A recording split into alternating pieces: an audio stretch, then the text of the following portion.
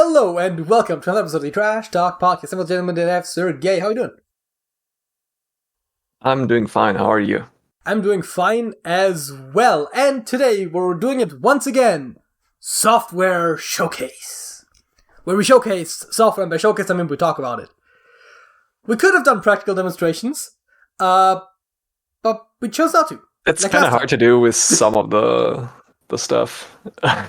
Yeah, I mean that is definitely true, and also it's just, I think talking about it allows us to just do a lot more of them much more quickly without like having a bunch of setup beforehand.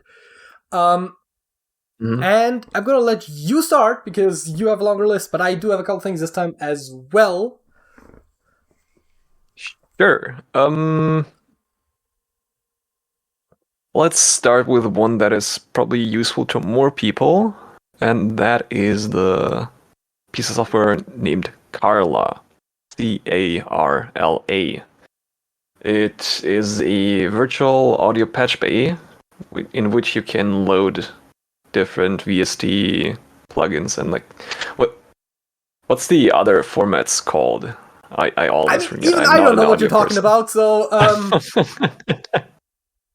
like all your noise filters, your gates and compressors, all the fancy stuff. You probably know it from the OBS plugin thingy, where you can in OBS add plugins or filters, I think they're called in OBS, to audio and video. I mean, I've only ever used video filters, actually, so I don't know. But yeah. So yeah, that kind of stuff. You can route them freely however you want. Really powerful. If you don't want to use RTX voice, for example, you can add like a simple noise floor. That like what you do in Audacity, for example, where you analyze a piece of audio where you don't speak and don't have any sound and like remove whatever is in there from the rest of the audio. You can do that live with it. Yeah, I mean that is still one of the most useful things I think in audio editing, just for like everyday uses. I mean, obviously, if you're actually like an audio engineer, I'm sure there's a lot of other very useful stuff, and we do some basic stuff like a bit of compression just so that whenever I'm talking kind of quietly, it's not that different than when I'm totally just screaming my head off, because like sometimes I just get loud because I'm excited or something, I don't know. Yeah. I'm not sure how well this will come out in post because obviously compression, but you know, so we do some basic stuff. So you can do that stuff live. The noise reduction in particular, I mean, is very useful. I mean, some of that, yeah, it's not that difficult, like automatic gain control, stuff like that, but yeah, I can see how that would be very useful. I guess you said... Oh, have I mentioned it's open source? No, you have not. Actually, my next one... open source. My first one, which is maybe a bit more narrow, that you very much are aware of as well, is called Calibre. I think we haven't talked about it last time. Which is a software for managing an ebook collection effectively. It allows you to do a bunch of useful things, like you can transfer ebooks from your PC to a reader and vice versa. You can convert them from one format to another. Particularly useful that if you have, for example, oftentimes you have the .epub format is very common for ebooks. And so if you have an ebook from somewhere, like there are some websites, I don't remember offhand, but where you can download classic books, like ones that are in the public domain, just freely as ebooks, because... Project Gutenberg, I think. I'm familiar with that one, yes. Ironically enough, last I checked, that wasn't available in Germany, which is ironic because obviously Gutenberg was German, but... yeah. Yeah, no, yeah, and there was... I remember I found another one before as well. They had them in like all sorts of languages as well, but which I think Gutenberg does too, but... you know, there was some interesting stuff there where, you know, oftentimes those will be in an EPUB format, and if, say, you have an Amazon Kindle, then they will want MOBI files, MOBI. And you can just... Yep. Like, if you have an EPUB on your computer, and it's in your Calibre library, and you're like, put this on my Kindle, it'll just convert it. I think by default it asks, and then you can turn it off. But like if you have any problem, just put it on there, and it'll like automatically convert and put it on there. You can edit metadata on the fly. You can generate covers, which is normally not that useful. But if there's like a book that doesn't have like an official cover, if it's like that old, then maybe the default cover looks bad, and then you can. It's pretty basic. It's just like a couple different fonts and cover styles. You can also look up metadata, including covers, which can also be useful, right? You just put in the title, and then it like automatically gives you like, hey, do you want this title, that author, that sort of stuff. It can also convert PDFs into ebooks, which is also very useful, which I've used at least once. If you have a PDF that is mostly text, that's very useful. If it's a lot of images, I'm not sure how well that works. The last time I tried it, I did it for something that was mostly text and just said, take out the images, which is also an option. But you can also include the images. I don't know how well that works. Haven't tried it. But there's just so much you can do all around ebooks. And I think anyone that has an ebook reader should probably try that out. Yes. Yeah, forgot to mention it's open source. Oh yeah, it's also open source. That is, I mean, I like open source on principle, but like, as long as it's free, I'm not gonna complain, right? Oh yeah, I think we should mention. That's at least thus far, everything we've talked about is free. I don't know if you have anything paid, but all of my stuff is free. Yeah, so far at least. I don't think I have any paid software on my list. Which makes sense, because we like free stuff. It doesn't look like it. Also, we like open source stuff, which inherently then kind of...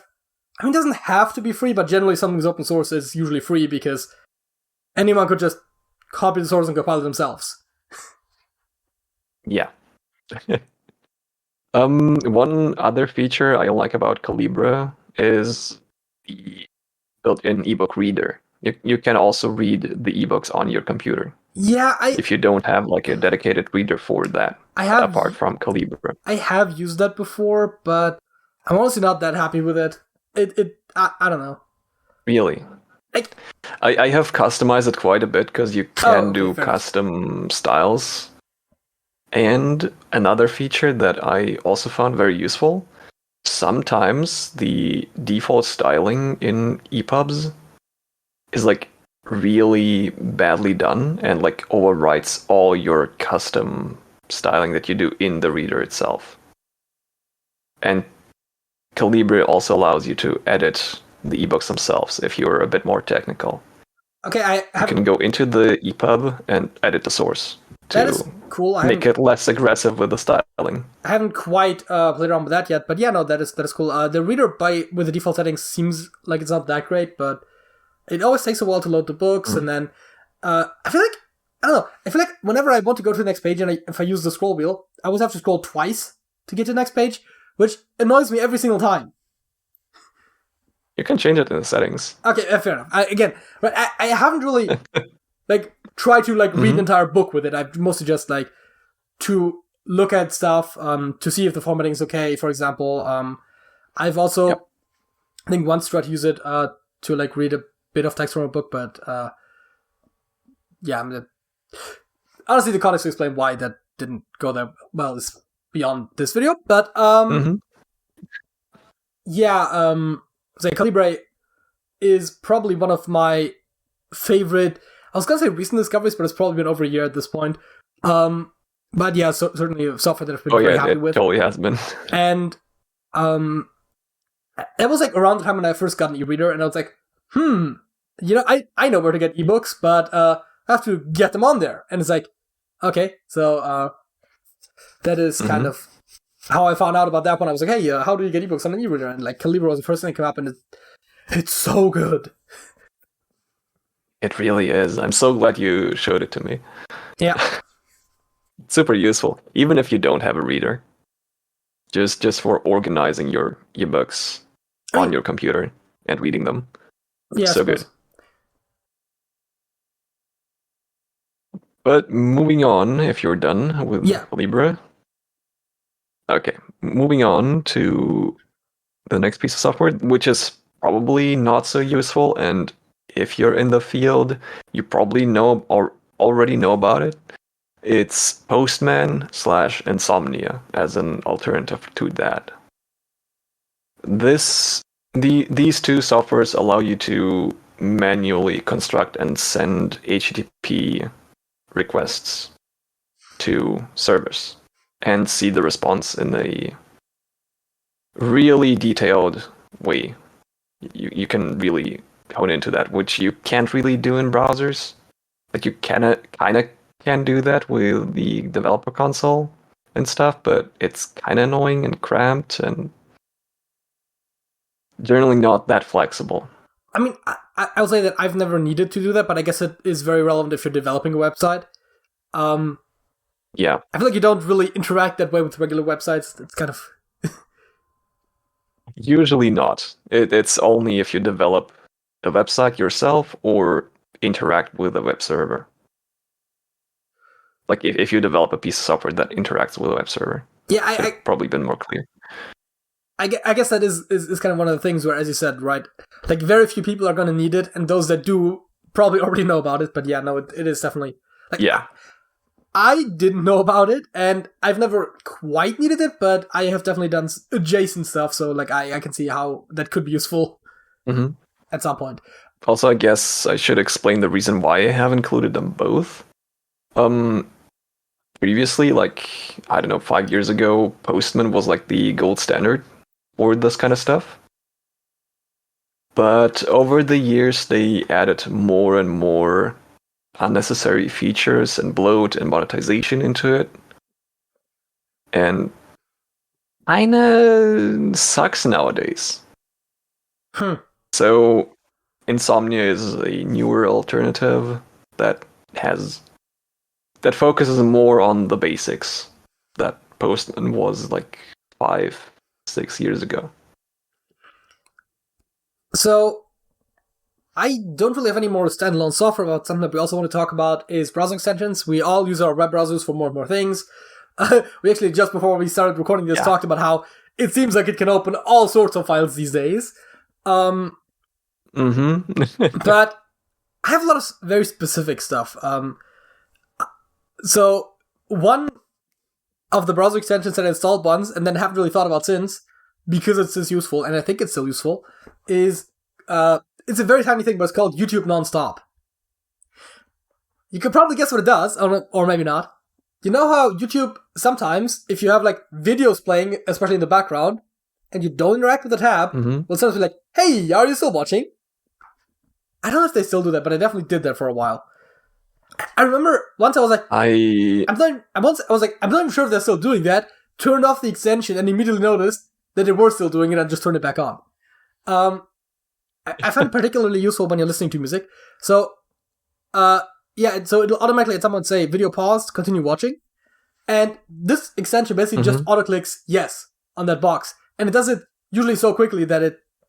I don't know if they've changed it since that it actually just, like, blocks the request, but it used to literally just click on the box, and sometimes if it will flash up for a second, you could see that it was doing it. I haven't noticed it doing it in a while, but the whole point is, again, when you're having it playing on, like, a second monitor or something, if you're like actively on YouTube and you're like moving the mouse around and stuff, then it doesn't happen anyways. But it's such a tiny thing. But like, god damn it, that makes the website so much more usable. I honestly don't encounter that problem because I usually don't watch playlists. Yeah. Because it only happens on like either really long videos or like if you have a lot of videos in a playlist and like move away from the tab. Yeah, I think I usually watch single videos one by one. Yeah, a playlist, and I think it can also happen. I mean, kind of a playlist in queues, which I have started using a lot since they introduced that as a feature. Where if you go to such a good feature. Your sub box and it's like, oh, there's like, I've been away for a week and now there's 20 videos in my sub box that I want to watch, and it's like queue them all up, just watch them all in one go, and yeah, that can definitely counts as play. So again, this one is called YouTube NonStop. I'm sure there are others that do it, but that's why I haven't had any problems with it. It works perfectly. Yep. Yeah. I am also out of standalone programs, and so we'll be moving on to browser extensions. I'm quickly gonna mention all the ones that almost everybody knows, but like just in case you don't. Okay, fair enough. You know, so that would include your uBlock or AdBlock, Steam database, Better Twitch TV, or Better TTV, Grammarly, stuff like that. Grammarly, really? So just in case. I mean, I personally don't use it.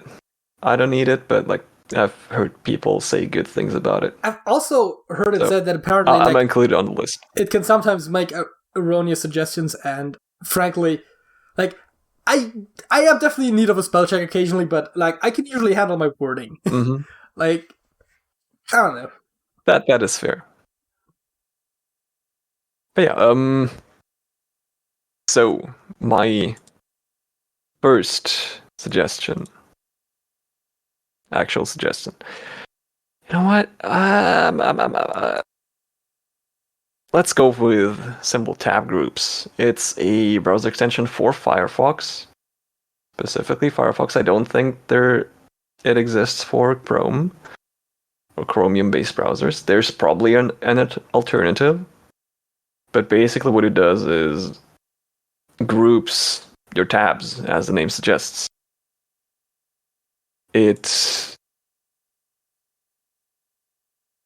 In technical terms, what it does, it just hides the tabs that are not in the currently selected group. So you can have like a tab for, I don't know, specifically watching YouTube, a tab group specifically for watching YouTube, where you have like 100 YouTube tabs open. Definitely not speaking from experience. Then have like a tab group for playing D&D with your buddies. Another for just general web browsing and like so on and so forth. Yeah, they're definitely. And just organize your tabs that way. They're definitely equivalent to Chrome extensions that do sound useful. I might actually try out one of those at some point. But that's definitely a good call. Yep. But just keep in mind, on browsers other than Firefox, which already use much more RAM, that just might fry your computer. Yeah, I think they were talking about Chrome rolling out an update where they were gonna like unload tabs that you're not using to hopefully fix a lot of the RAM issues. I have For at times reference, done that manually, I currently have about 900 tabs open, which is definitely a lot. Yeah, I don't think my you computer would really survive don't that. need that many tabs. So, speaking of browsers, I guess it is worth mentioning, I don't actually use uBlock or AdBlock or anything like that, because I have the Brave browser, which has it built in. Ooh. Now, it has been said that Brave definitely over-advertises a lot of its like privacy features and stuff like that. It's not quite as good as it might make itself out to be, but it still is a Chrome-based browser with a lot of the Google stuff ripped out, like a lot of the like Google account stuff, and a lot of the stuff that you don't really need or even want in a browser. Yep. Which also then has a built-in ad blocker. So that one is just, if you're using Chrome, you might as well be using Brave, unless you really use like the having a Google account to synchronize across devices and stuff like that, which just from a security standpoint seems a bit questionable. But not really security, but privacy. That's the bigger one.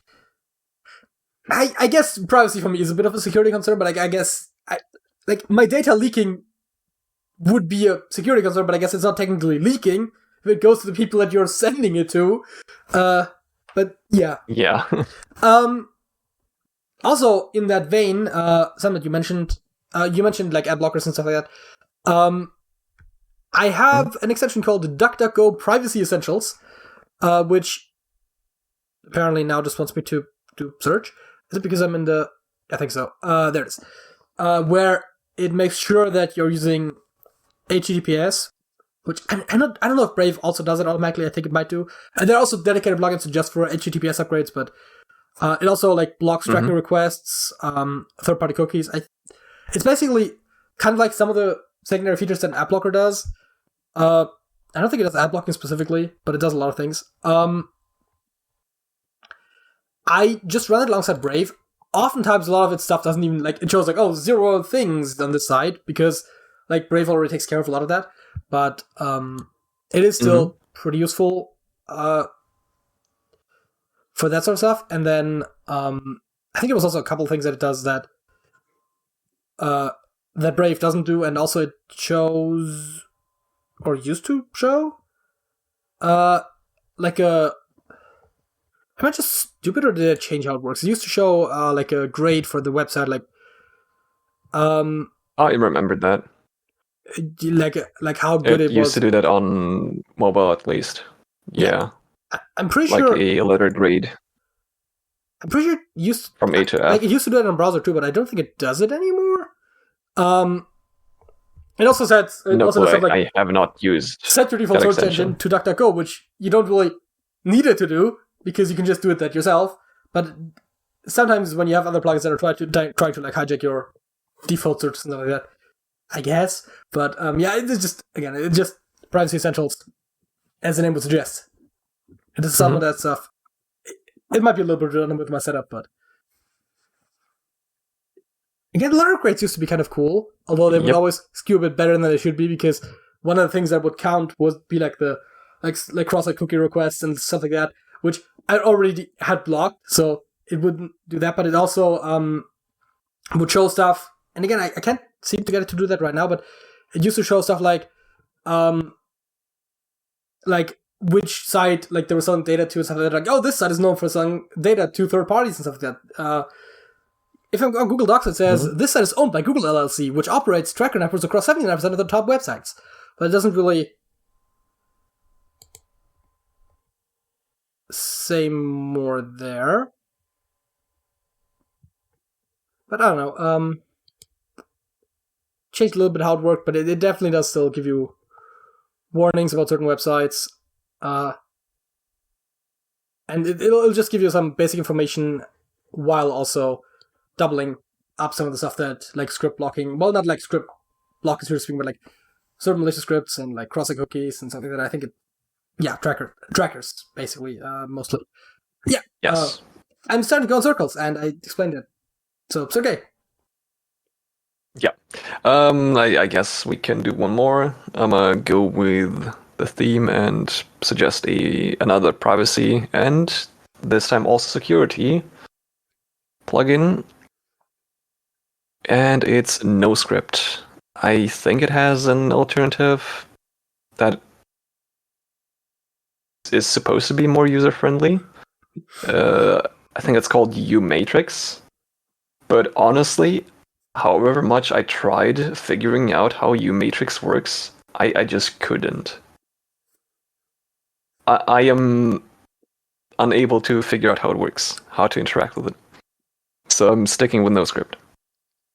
And as the name implies, it just blocks all the scripts by default. I mean, on websites. I guess the important thing to note is that you can then turn back on individual scripts as you need them. Yes. Because otherwise, the internet would be unusable. I was about to explain that. Yeah. Mostly, yes. There's lots and lots of scripts that do useful stuff. So yeah, and most people steer away from them because they think it's like a pain in the ass to configure. But from using it for a long time, I have to disagree with that. Because it saves your configuration. Once you visit a website and configure it, it just stays that way. You can continue using it as is, unless the website itself changes the scripts it uses. It's gonna work. So you only need to configure it once for a website. And realistically, you're spending like 90% of your time on the same, 20 websites. Yeah. Personally, not a big fan of NoScript because of the configuration stuff. I get that, like, once you've done it, it's mostly done, but then You'll go to a website you've never been to before, and it's like, why isn't this working? Which script do I need to activate? And then it's either a bunch of trial and error, or you do the thing where like just allow everything for once, and then you might as well not be using it. So I usually only have that issue with news websites because they are packed full of scripts. I don't know why, but it's mostly only them.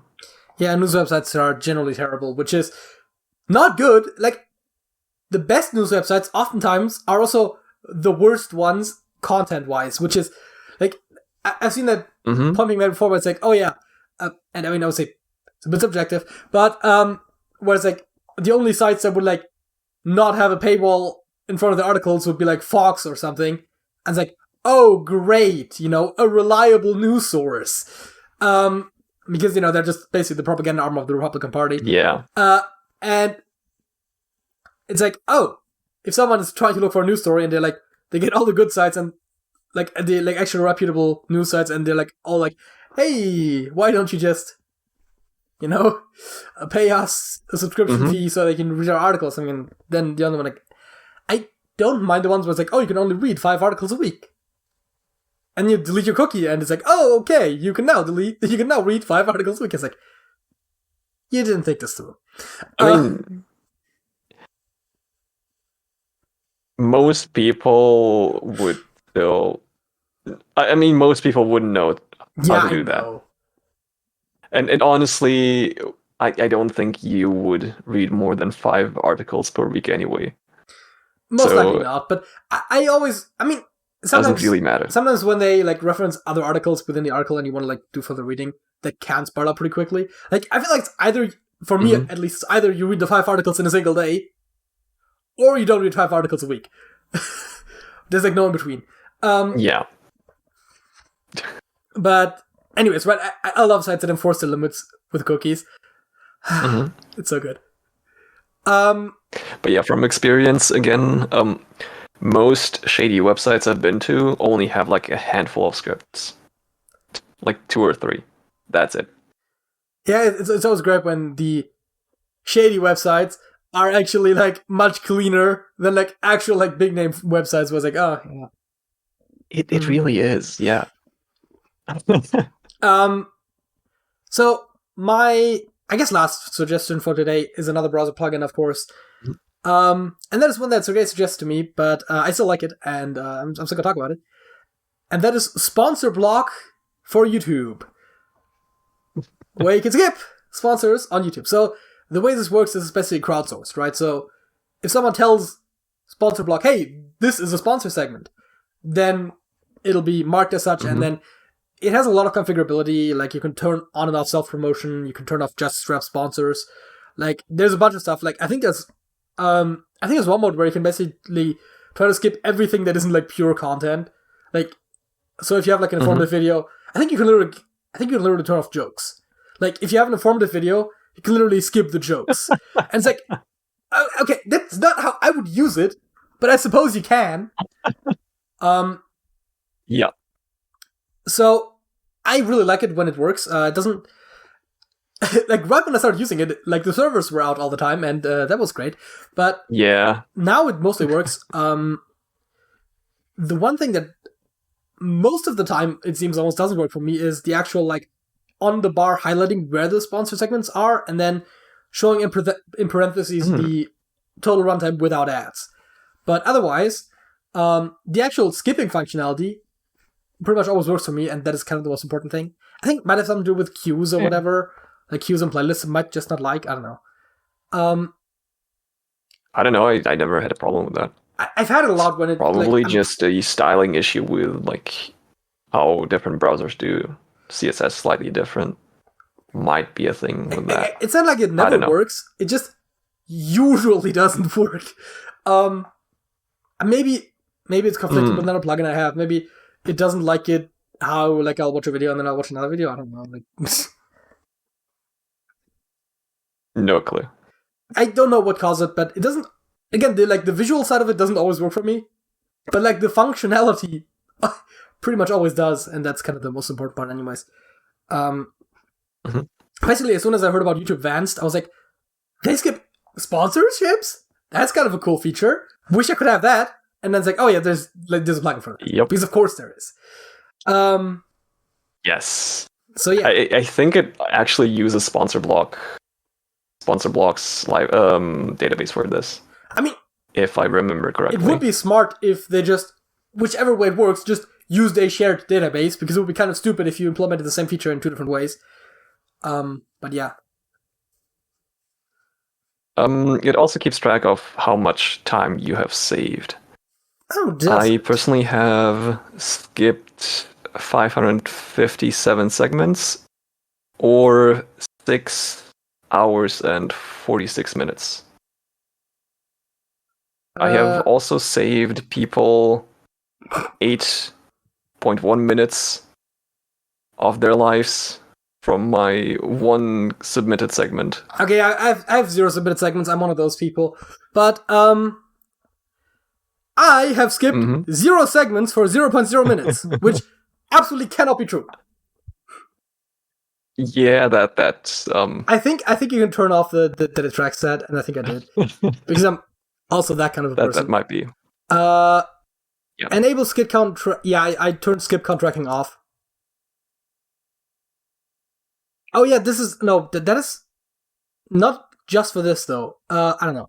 It says this feature tracks which segments you have skipped to let users know how much their submission has helped others, and so on and so forth. So, if you actually marked a segment that I then watched and skipped, you would not actually know that in your 1.8 minute stat, because I don't share my data with others. It was 8.1 minutes. I believe that's what I said. But yeah.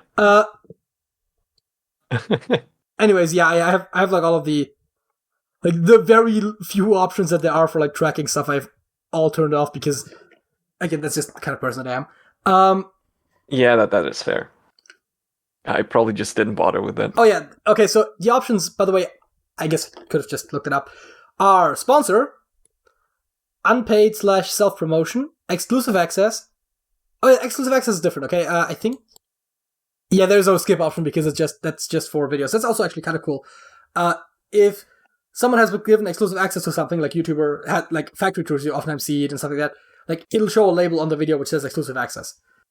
Like obviously they can only do that if that person somewhere disclosed that they've been given access. But like sometimes they'll say at the end of the video, like thanks to this company for giving me access or something like that, and like the video will just show it right away. Yep. So that's, I guess, kind of useful. You can also disable interaction reminders, like, comment, and subscribe. Highlight? Oh. Okay, you can also the highlight the part of the video that most people are looking for, although YouTube already has like a attention graph now in the player, so that doesn't really seem that useful. Yeah, it's still easier to see. Like, highlight is basically the old YouTube comments where it says video starts at, like, I don't know, 5 minutes. Yeah, it literally says this is part of the video most people are looking for, similar to video starts at X comments. Intermission, intro animations, end cards / credits. You can skip credits and end cards. Not that useful because they're at the end of the video and you can just click end. But, oh yeah, by the way, pro tip, if you're watching YouTube video... If you're in a queue... In a queue or playlist. Or in a playlist... Yeah. As soon as the video seems to end, you can press the end button on your keyboard, and it goes to the end of the video. In other words, goes to the beginning of the next video. That is, unlike clicking next, which if you're at the end of your queue / playlist, will just autoplay the next video, which you don't want to do. But if you're on your last video and you click end, then it'll just show you the thing for the... So yeah, that's just... Still useful if you don't want to interact with the tab. As you have implied, you don't want to do that with your it's mostly when previous I'm listening... plugin that I forgot the name of. YouTube NonStop. It's mostly when I'm listening to music on YouTube, which I don't even do that much. But I do oftentimes at the end of a video just click end. But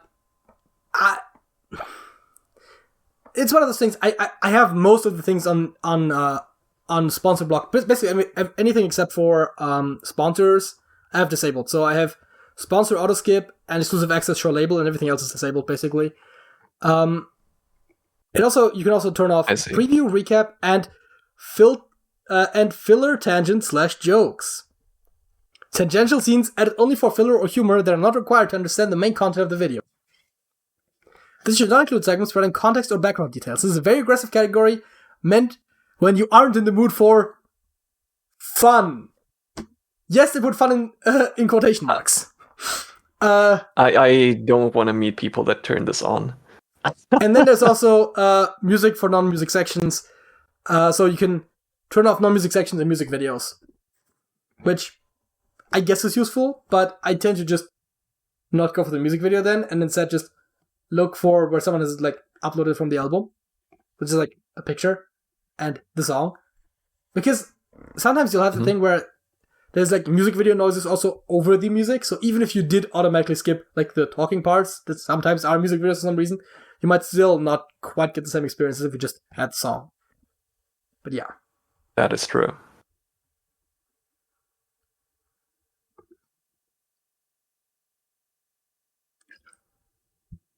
So, but that was probably it for. Yeah. Should we move on to Fact of the Week? Because I think we've been going at it for a while. All right. Have you heard of the term exotic atoms? I mean, I've heard of the word exotic and I've heard of atoms. I haven't heard of exotic matter, although I couldn't tell you what it exactly does. Haven't quite heard of exotic atoms specifically. No. Yeah, exotic matter is a quite different thing that we're not talking about today. I love how it sounds like it's basically the same thing, but it's like unrelated. It's like it's such a typical physics thing. It is completely different. Like, you know how dark matter and dark energy have like very little to do with each other, except that they both are necessary for our gravity functions to work, but like... Yep. They're basically opposites. Dark energy expands the universe, and dark matter holds it together. Dark matter makes it so that the outer edge of a galaxy spins at the same speed as the inner parts, where you would expect them to normally spin slower. I think that's how that works. And dark energy is what makes the universe's expansion accelerate, despite the fact that we would expect it to slow down. Yep. So, exotic atoms, not matter. Almost said the wrong thing. Are atoms, basically, that have one or more elements of them replaced by a different subatomic particle. Okay, so you can replace electrons with muons, I guess? Wait, was it muons? Which ones are the heavy electrons? Yes. Muons and taus. Muons are the in between. Muons were what I was thinking of then. So if you replace one or more electrons with a muon, for example, you would have an exotic atom, which presumably behaves similarly to the regular atom, but also not in every respect. Yes. So there's like one example on the Wikipedia page for it, and it is in muonic helium, where one of the electrons of helium was replaced by a muon, and apparently it behaves closer to hydrogen. I don't know what that is about, but yeah. But the other, more fun thing you can do is replace a proton with an anti-muon. I hadn't heard of anti-muons before, so I'm not as familiar with them. I'm assuming they're also heavier? It's basically a muon. Or... No, it's just a muon, but with the reverse electric charge. So it's positively charged. Is it heavier or lighter than a proton? I think it's like slightly lighter. Wait, let me... Okay. Muon mass is... God, that is a very precise number. 1.8 times 10 to the minus 28 kilograms. Oh god, that's not useful. And the proton is 1.6 times 10 to the minus 27 kilograms. Just give it in atomic masses or whatever. So the like, or moles per... I don't know, man. Grams per mole or something. Like, Jesus. No one knows how to use these numbers. I was expecting you to say protons are 1. That's how you do that. So it's like an order of magnitude lighter than protons. That's a lot. Which makes sense, because protons consist of 2 up and 1 down quark, which themselves are a bit heavier than the leptons, which the electron and muon are. But apparently for an atom to function and hold together, the mass is not all that important. The electric charge is. And the electric charge is exactly the same. Which makes sense because... They're both 1. Well, to a degree, right? I would assume, because it makes sense, because different... what's the word I'm looking for? What is the word I'm looking for? Different neutron amounts. What I'm looking for? What do you call an atom? Isotopes? Isotopes, thank you. Different isotopes of an element do oftentimes behave similarly unless you get them to be radioactive. But otherwise, they're very similar except that the weight changes, right? And if you have an isotope basically with 1 more neutron, but then replace one of the protons with a positive muon, then you have almost the exact same mass as before, but since the extra neutron in most cases would have already made a stable isotope, like, obviously that difference doesn't matter. Or rather, 1 less neutron would oftentimes still be a stable isotope, so replacing 1 proton with a positive muon effectively does almost the exact same thing to the mass. And so, it kind of makes sense that it would still work. For electrons and muons, it's a little more surprising because electrons are like basically weigh nothing compared to protons and neutrons. They don't literally weigh nothing, but they're significantly smaller weight. They don't really contribute to the overall mass of the atom that much. And so there, the muon being heavier, you would think matters. But the electron is like super, super light. It's it's like 0.5. This, I think this is a mega electron volt. If I that is this a correctly. Charge, not a weight, isn't it? I don't know. It's listed under mass. Okay. I mean, I suppose energy... Wait, no. It's 0.5 mega electron volt per speed of light cubed? What? Well, I am so confused. Sergej, have you ever heard of E equals mc squared? Right? So if you take energy and divide it by the speed of light squared, you get a mass. Okay.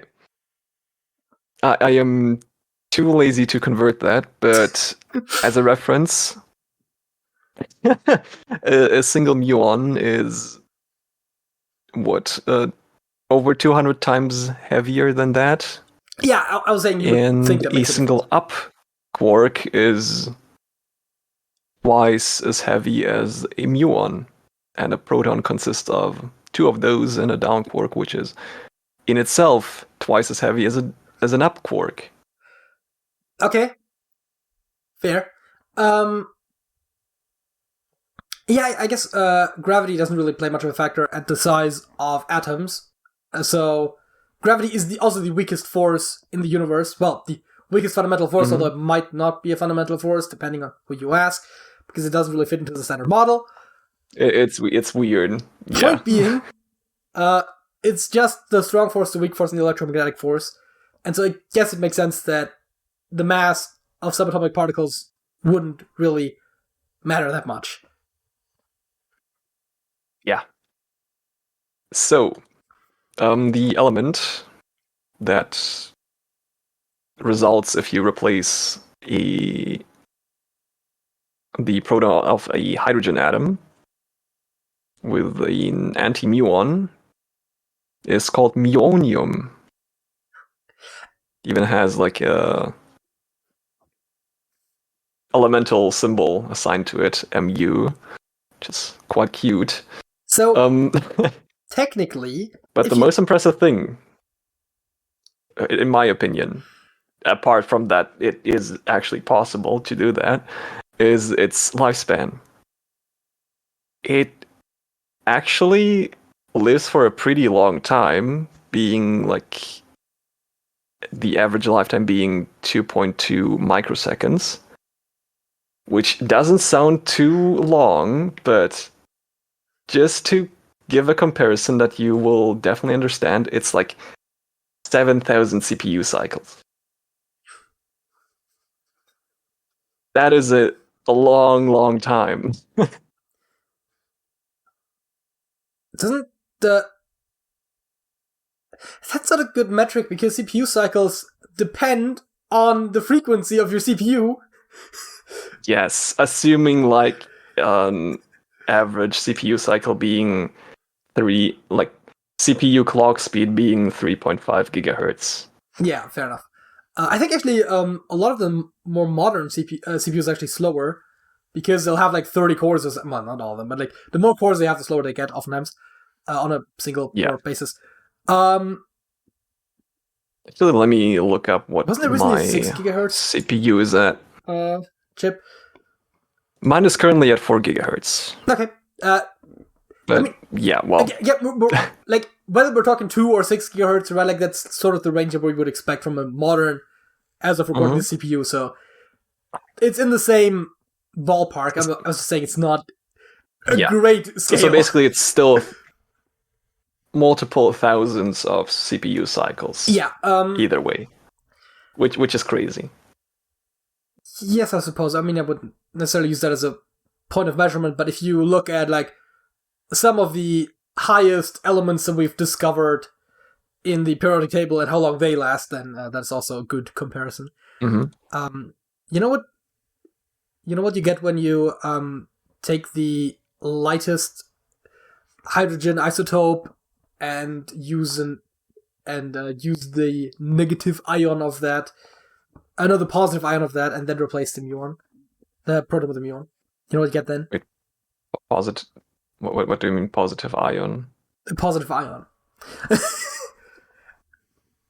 If you take... So you mean just a proton? Yes, the answer is you get a muon, because if you replace the proton in the lightest isotope, and then, which I think actually the default isotope of hydrogen is already the lightest. So yeah, you just take a positive hydrogen ion, which is a proton, and replace the proton with a muon, and you get a... Point B. Your fact of the week is interesting, although I don't know what you're getting out of that, but I guess that's what facts of the week are. Yeah. I feel like this is something that like a rabbit hole I'll have to go down later, but... One quick addition to this. Another fun exotic atom. Wait, is it an exotic atom? I'm not sure anymore. Yes, it is an exotic atom. Is positronium. Now, guess what that contains? Well, I would assume it contains positrons instead of protons. Yes. Huh. And yes, positrons are like anti-electrons, by the way, Yes. for those who don't know. And yes, they can orbit each other, like electrons and positrons. You can have them orbit each other without annihilating it. Right, because they would have to touch, which probably is not a concept that makes sense at the subatomic scale, but they would have to touch to annihilate each other. And if it's in an atomic core, then the electron, due to electromagnetism, will never get that close. I mean, they will get close pretty fast, but they can orbit each other for like a while. Like a microsecond. And the no. Wait. I just had It's gonna like like 10,000 years. That would be fun. God. So a simple one has a lifespan of 0.12 nanoseconds. So like about what? Wait. So it's like less than a CPU cycle. Yeah, I mean, fair enough. And like I think half a CPU cycle at 4 gigahertz. And if you have like more positrons and more electrons, if I understand this thing correctly, because man, it's complicated, it has a much longer average or mean lifetime of 140 nanoseconds, which is quite a bit. It's like a couple CPU cycles. Yeah. You can probably add numbers with that. Yeah, no, it's kind of interesting. Matter and antimatter notoriously don't mix that well, but apparently very briefly they can. So yeah, that was my fact of the week. So, have you heard of a book by the name of Around the World in 80 Days by the author Jules Verne? Yes. Well, I heard someone replicated that recently. That I cannot speak to, but I can speak to the 19th century. In 1870, a man named George Francis Train, I just now realized his last name is Train, supposedly circumnavigated the globe in 80 days, excluding a month in France. Which so he made a month break in France in between. Which yeah, I mean, I guess if you stop at one point and then resume at that same point, it's not technically that cheaty, although. Yeah. And it says here, perhaps inspiring Jules Verne, so, that's not that great. But then, he made a book, Jules Verne that is, about it, and a investigative reporter, by the name of Nellie Bly, well, actually, it's her pen name, her real name is Elizabeth Jane Cochrane, was like, hey, I could do that. Apparently she was actually like an early investigative reporter and like sounds pretty cool in general, but so she circumnavigated the world in 72 days.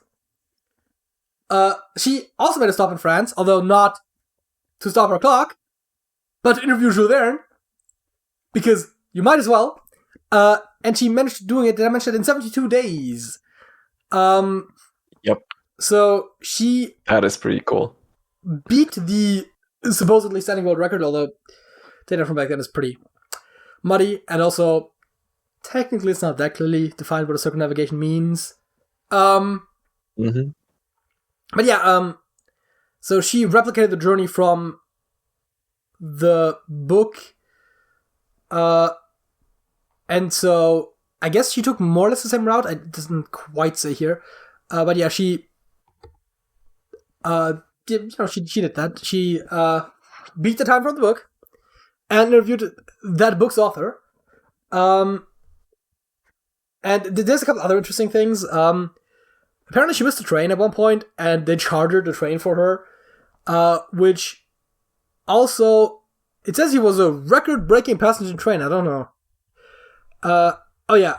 The specially missioned train set a new speed record over the line, completing the 4,147 kilometer journey in 69 hours, averaging 60 kilometers an hour.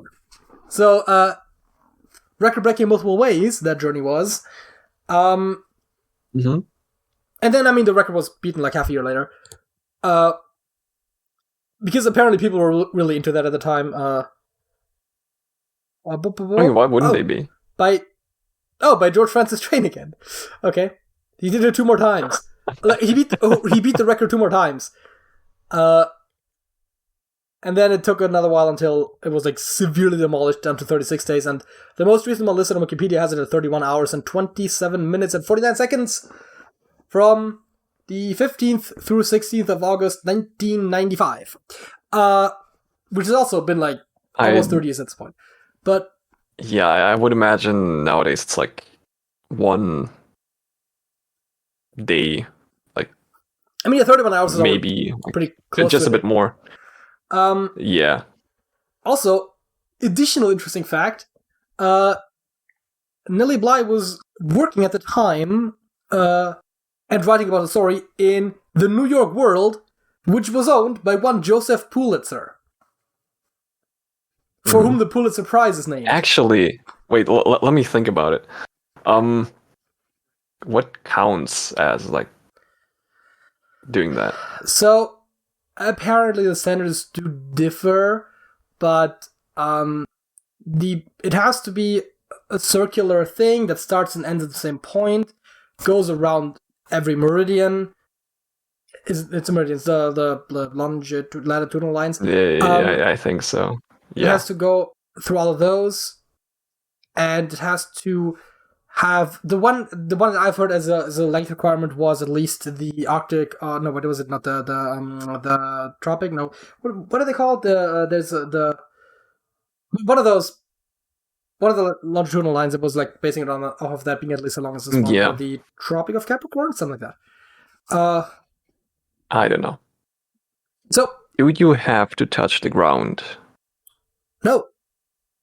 I mean, I guess at start and stop you would, but I think some of the records were actually specifically said because if you don't, then it's probably only like in measured in what, minutes, hours? It's like hours, definitely. The ISS.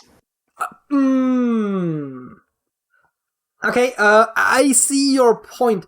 I'm not sure if going to space counts. I don't know. I mean, I'm assuming you would have to go having at least start and stop touch the ground. So flying up there and getting back down. Yeah, that would be. Even if you don't like adhere to the regular schedule that they have, where it takes a couple of months, would still take a while. But there have been. Yeah, that would. There have been ones. Apparently in 1986. What? Rutan, Voyager, Dick Rutan, and Jenna Yeager? Okay. Wait, did that one guy have the same name? Wait. Oh, that's a plane, that's why. I was about to say that sounded wrong, because there was a like a last name and the first name, it seemed like, but yeah, anyways. Was the first aircraft, had the first aircraft to fly around the world without stopping or refueling. So that they did that. Still took them 9 days, though. I mean, I guess it might take you longer if you don't refuel, because then you'd have to rely on a fuel-efficient mode of transport, probably with a lot of gliding. Yeah. I mean, maybe today you could. Nowadays you can refuel in midair, so... Right, that is a point. But yeah, apparently getting it to... Not to mention, like, hypersonic speeds. But yeah, that is the whole... as a kid, I was always like, what's so special about going around the world in 80 days? Because, it seems like with planes, that wouldn't take that long. I was like, yeah, no, it was a while ago. That was way before that. Well, actually, sort of. I mean, it was what the 1880s were, a lot of the 1880s and 90s were a lot of that was taking place. So 1903 is the first flight of the Wright brothers. So it's like way before. It's like 20 years before. I mean, not like planes that would make it any faster than going by train and boat, but like planes in general. Yeah. Still wild to me that fair enough. that there was a person that was alive both during the Wright brothers flight and during the Ingenuity flight. But it is insane. After show time, Squirtle.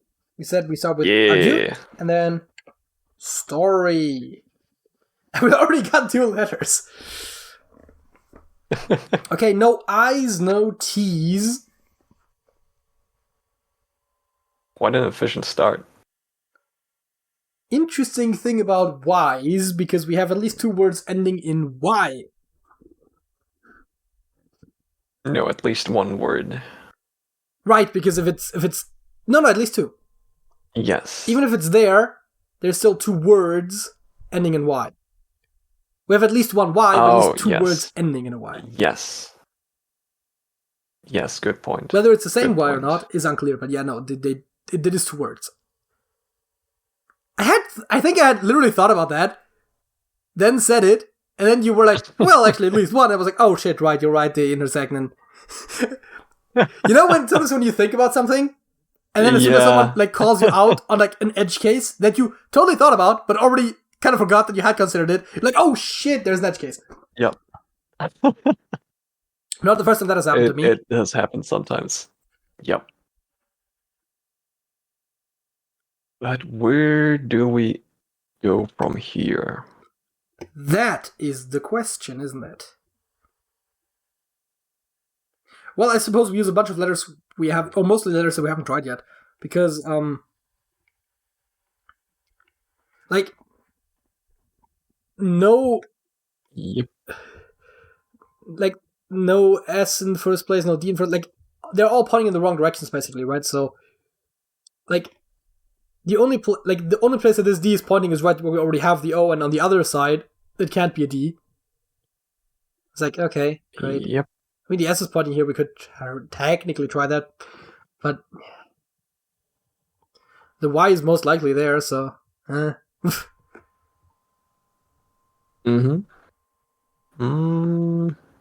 We haven't found the R yet. We could go for aorta. I don't know, T's.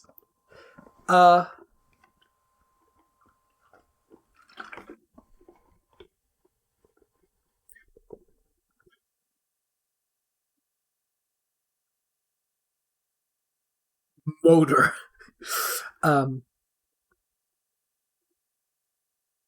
Wait, it's not even... Still no T's, and I kind of low-key want to test R in the absolute center. Because it'll be... Or, actually, if we test... Can we? Oh, good point. Yes. Because we have this weird ring about the R, right? So I would kind of want to either, like, test the remaining ring or the center, right? Because it would be kind of silly if we tried I would actually prefer if we start with an R or end with an R.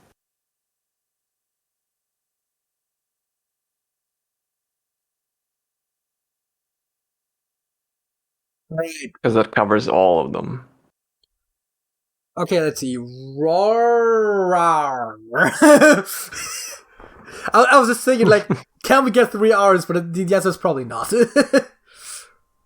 Rarer. We can get 3 R's if we want them. Yep.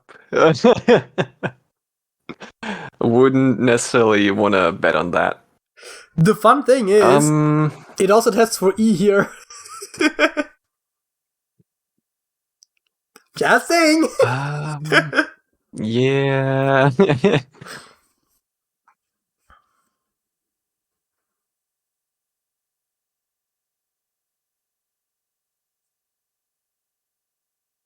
I mean, ending in ER is probably not the stupidest idea in general. Because if you want R in first or last, we might as well go last. And have ER, because, again, E could genuinely be there. So that is all that likely, but it's possible. We could try something like loner.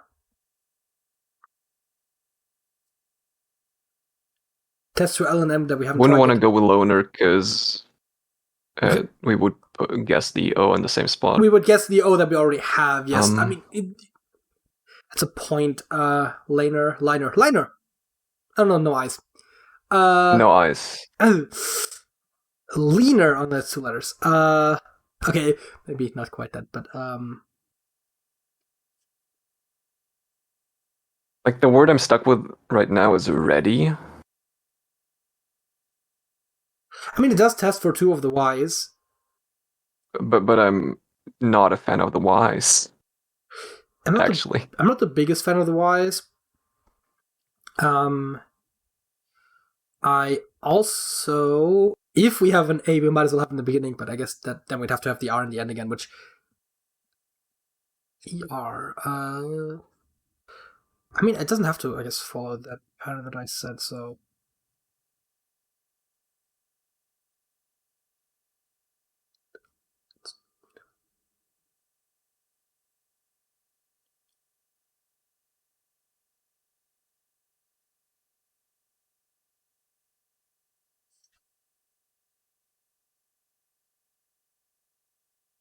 Another possibility would be ramps.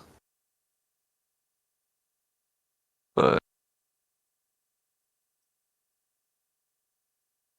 I mean, it tests for MP that we haven't tested at all, and S in 2 spots where it could feasibly be. Although it has no particular reason to be there, but it goes for every letter, I suppose. ragged is spelled with 2 G's, right? Ragged. Yeah. Ragged. Yeah, that's too long. Oh wait, raged. It would be raged. Oh yeah, raged works. Yeah. I mean, we could go for rager and just test both R spots. Yeah, not a biggest fan of that. No. We could go for unnecessarily wager. testing 2 letters. Testing for that very valuable W. Yeah. Pager. It's a little out of date, but could still be in there. Okay, that I can see that. Major. I mean, yeah, but then we're testing for an O again, which could be there, but I prefer the E. Wait, what? With it put an O? Major? M-A-J-O-R?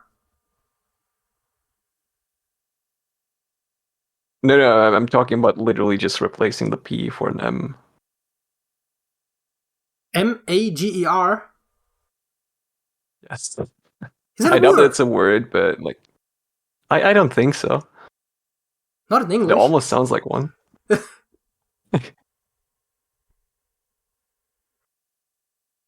I mean, it's definitely one in German. I know. That's kind of what I was getting at, but yeah, no. Yeah. Pager, rager. I mean, I don't There's hate also those. faker. What, baker? Oh, that too. Faker. Faker. As in fake news. I don't know if F or B is actually better, but... I don't know either. Laker. There's gamer. Gamer. Honestly, I would almost prefer if we had the A in the first spot. I don't know how plausible that is, though. Alter. No T. Well, I guess AE and AO are probably not the best idea anyways. Never mind. I guess it could still be the other spot, though. Like there. Because we do kind of need an A somewhere. Although, if we put A in second position, we can then see like some stuff. We cover more space. But... Yeah. Yeah, we cover much more space. So what did we say we wanted to do? No clue. We had like a bunch of options. Faker, you said. I think K's are better than G's to test for, maybe? I don't actually know. Are F's better than P's? I thought have it was better than no a B. clue. I'm just gonna make the executive decision because we gotta get somewhere sometime. Sure. No Yes. Fs, which I guess is still information. We did get a K. Didn't hit that E, although I was gonna say it almost looks like it's there, but since we only know for a fact that there's 1 in the column, like that could also just doesn't really help us because we already found 1. A there is intriguing. It does almost make it look like it could be there and there, although this is also another intersection, and this is. I mean, Yep. I was gonna say I still don't hate aorta, but it literally can't be the R, and there can't be a T generally, so maybe not.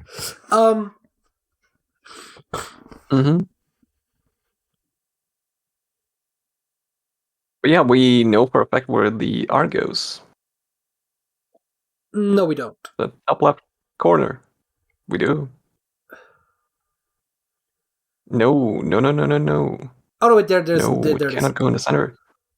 There's actually 2 pointing at it. I'm just very blind.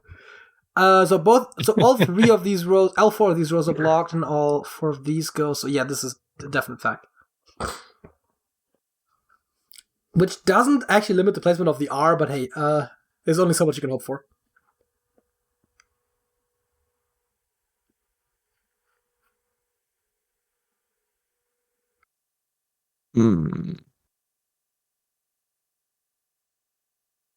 I mean, actually, it almost feels like it would have to go there, right?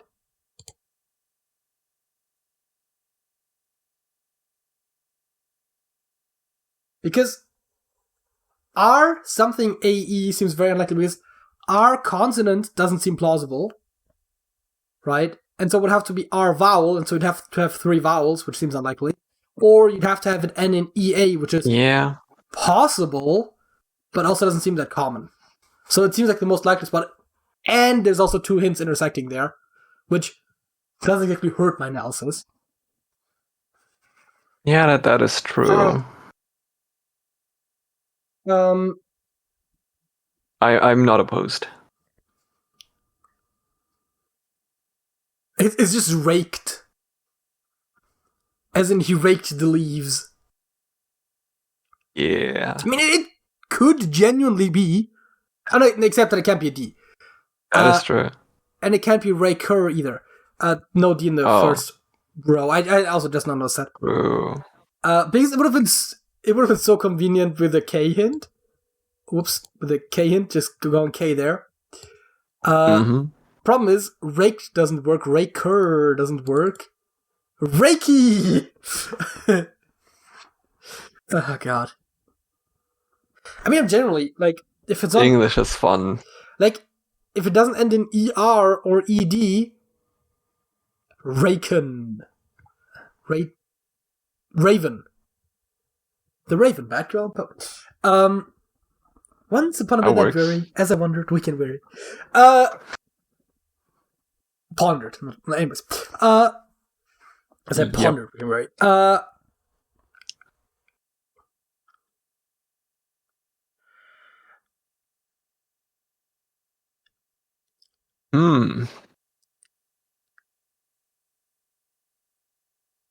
Eeks.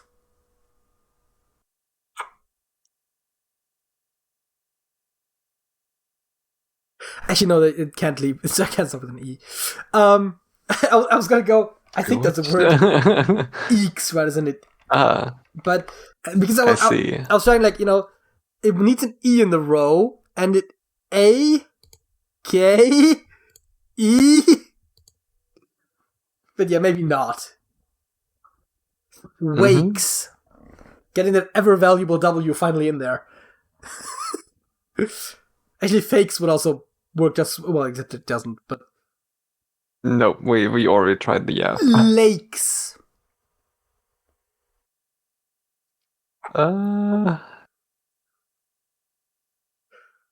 We need to decide which letter to test for, like M, L, lakes, B, makes, bakes, W, wakes. can't be R in this situation, although that is a legal word. Yep. Well, if you want to test more letters, doesn't help us with testing for the K, but we could also go with the vapes. VAPES. Yep. Still test for the A and the E, and we don't have to pick whether we wanted P or... No, wait, V wasn't even an option, was W, but... Vapes. Okay, honestly, the main reason why I suggested vapes is because I still think there's an off chance this actually does say Raven. And I just want to kind of low-key know if there's a V in here at all. Actually, wait, I would even know if it's in that row.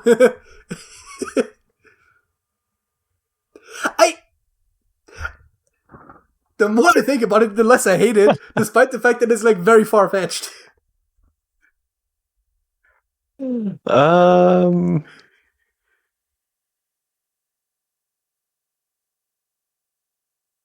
mean, sure, why not? I don't see a problem with that. I mean, we found the E. And I was right, it's Raven! And the V. Write it down. Once upon a midnight dreary, as I pondered weekend weary. Ah! Yeah.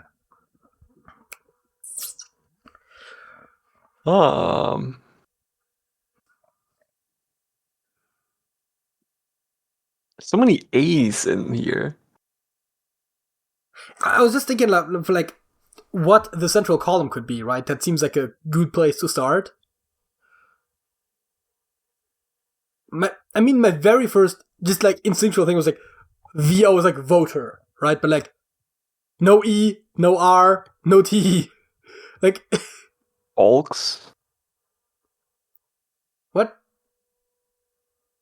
No, wait, that's spelled with an F.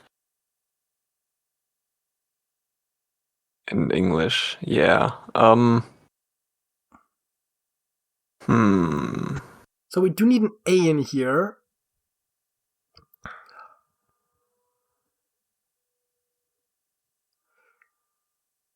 This is one of those places where stuff intersects.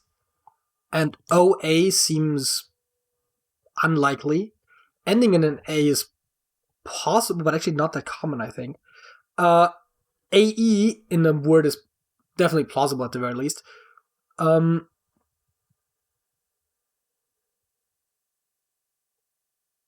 aren't that many words that start with a V. Right, that's why VO, I was like, my first thought was like, voter, again, as I said, but like, literally none of the letters are allowed except for the V and the O. Voice is another one. The E is not allowed at the end, and it doesn't have an A, but it does technically work. Vocal. Mm-hmm. Vocal! Oh, no, wait. A can't go there. Well, it's a different K. What? C? Well, yes, but we need a K in the word. Oh, we need a K at all in the word. Wait, so if the A can't go here, and I'm saying it seems unlikely at the end of the word, then it almost feels like this, right? I mean, they literally have to either be this or the other way around. It could be vodka, actually, come to think of it. It could be vodka. I would find it hilarious if that is actually the... I mean, it is technically an English word, because it is a word that is, like, used to describe a very specific beverage in English, right? So, like, it is technically an English word. I mean, it's a loan word, but it still is an English word. Okay. So, I do think you'll find it in a dictionary, so it very likely is a legal word in this. And if I'm thinking about this, what I wrote down here, right? We get vo-wack, vo-rec, vo-tack, vo-pat, pack, right? Like, vo-yak, vo-zack, vo-deck, vo-gack, vo-hack, vo-jack, vo-cack, vo-lack, vo-zack, vo-sack, vo-cack, or vo-chack, or whatever. Vo-vac, vo-back, vo-nack, vo-mac. I don't hate vodka. Yeah. Neither do I. Well, you're Russian, you have to like vodka. So that does give us the problem, if you will, that we didn't get the A here, so that means we still need one here. So it's like sake. Oh no, except that it can't be. I was like, it needs an S and an A, and I was gonna make another alcohol reference, which obviously it would be sake or something, but like the A can't go here. Yeah. It's probably then there. That was supposed to be an S. Ask.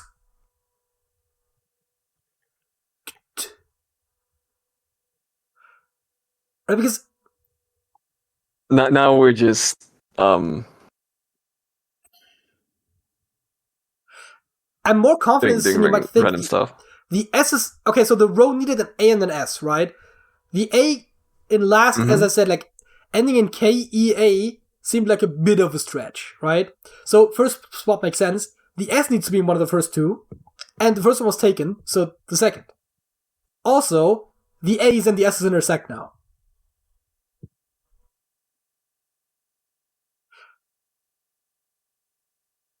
I do this a lot where I pull a word out of my ass that like fits with like the hints that we have, and I get very convinced that it's correct and the letter is wrong. But I'm very convinced this is correct, Yeah. I'm almost more convinced of Raven, although given the letters that were given, it can't be that much else either. Actually, you know what? You can mark the S as having to be there. Can I? Yes, because the K and A need to share the... What? And he froze. Else? Oh, and you're back. So you did freeze for a moment there. Oh, okay. So what I was saying, like, the K and A need to share the last two spaces in the essential column. Right. Assuming, of course, that the V is correct. But we have very, very strong evidence that it is. Yeah, I'm gonna keep it as this because it's technically not guaranteed, even though, as you said, right, like, the V is probably right. But, yeah. Given that we're still making this contingent on the V, I'm not gonna do it, but yeah. So yeah, the S is very high likelihood. That then leaves two spots for the A. So it either ends in skay or it starts with ask. And then if it's asked, it can only really be ask her or asked, I think. And ask her doesn't work because it can't be an R. Is... Which then makes this a very good call, maybe. Also, YD seems very odd to me, so I'm putting the Y there. You notice what I just did there? Where my mouse went? Yes. Yep. I swear to God, I'm gonna write a script that switches them around at some point. It's like, I'm gonna make you one. What keyboard do Swedes even use? Probably QWERTY. Okay, fair enough. I don't know. I guess you would say that about Germans too if you didn't know any better. They have the same problem that Germans have, where they need like and on their keyboard. I don't know if they have but they also have aw. So there is, there is stuff there. No clue. Yeah. So they do have extra letters. I will also, if I send you the updated script, I will also include like a letter frequency in the sidebar somewhere. I don't know. I get the idea, and I get that it's useful, but I guess it's just. I guess as long as it's just general letter frequency, I guess it's fine. But like the more information, so we don't just like waste half an hour to decide which letter is more useful. Yeah, okay, fair enough. But like in a vacuum, that makes sense. Vapes was probably not the best guess in a vacuum. But like I had an instinct about the V because Raven was the only word I didn't have strong confidence, but because this couldn't be a D or an R, having it end in en was a pretty good guess, right? And so it's like that thing where Raven was the only word I came up with that fit at all with what we already had written down, and so I was like, sometimes you can only come up with one word and it's completely wrong. But I was like, might as well try for it. Mm-hmm. Okay. So we have asked and we have Raven. I think we're still a little bit removed from getting the entire thing. Yeah, but I was trying to solve the right column, but yeah, nerdy doesn't work because kind of struggling.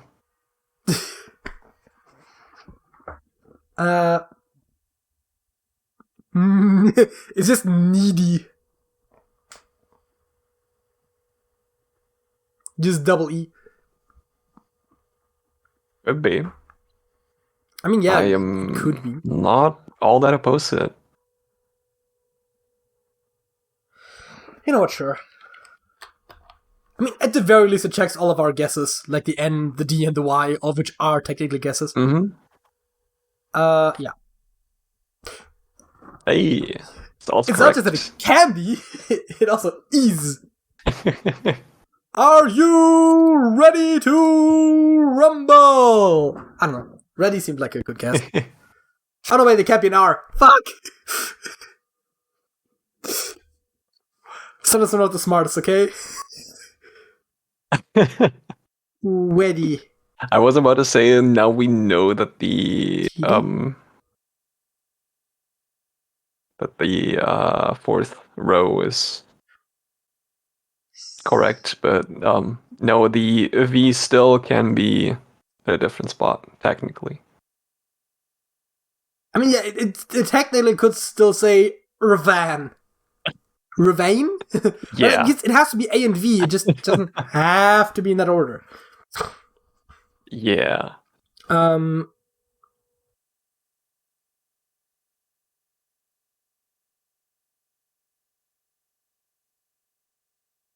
Heady? That doesn't sound right. What? Oh.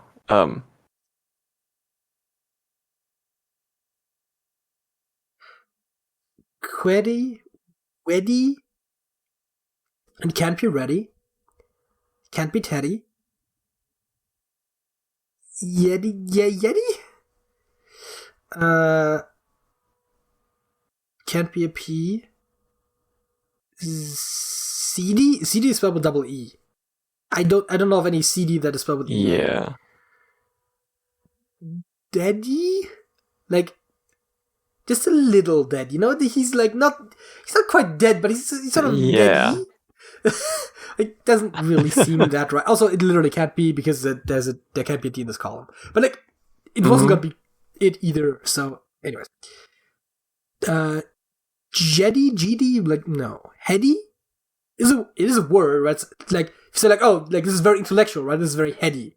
Like that does work. People say that, but like word ending in AH, I'll believe it when I see it, right? Jeddy, GD, Keddy, Kitty, Letty, Liddy, Leady. Like to lead is a word. A lead is a thing that you use to lead animals or something. Leady. As in pertaining to lead. Has lead. Yes.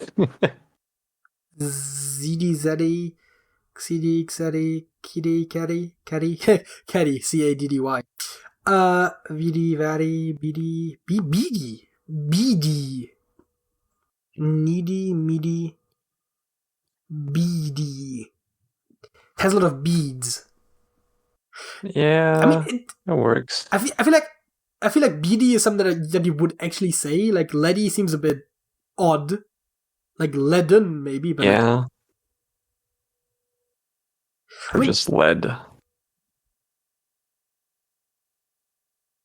What did you say? Or just lead. I mean, yeah. You probably usually just use lead without any postfixes. Then it ends in AB, which is still not exactly that common. I mean, lab is a word. It's an abbreviation. Yeah. for Labrador, or for laboratory.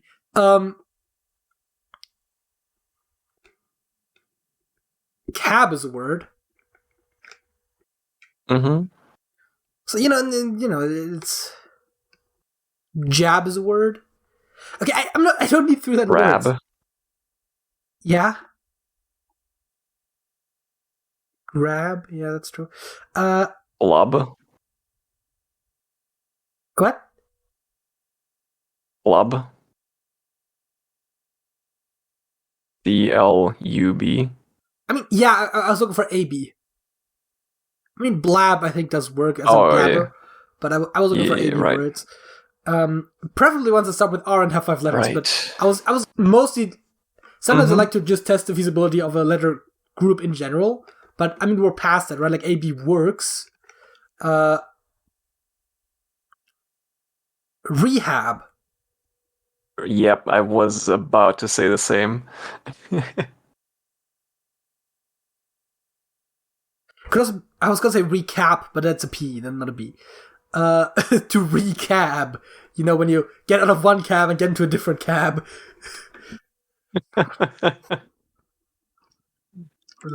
I would love to hear someone refer to that process as recap. It probably costs you more than if you just take one the whole way. Yeah, I mean, rehab is the only one that I can immediately come up with, and there's nothing speaking strictly against it, but just want to try it. I mean, we're pretty certain about the Raven anyways. I mean, fill it in for now, but don't. Oh, yeah, okay, fair enough. See if we can figure out everything else. Just see if it works, yeah. I was gonna say Hades, but that doesn't work on any level, because A, it can't be an A, and B, the E's in one spot.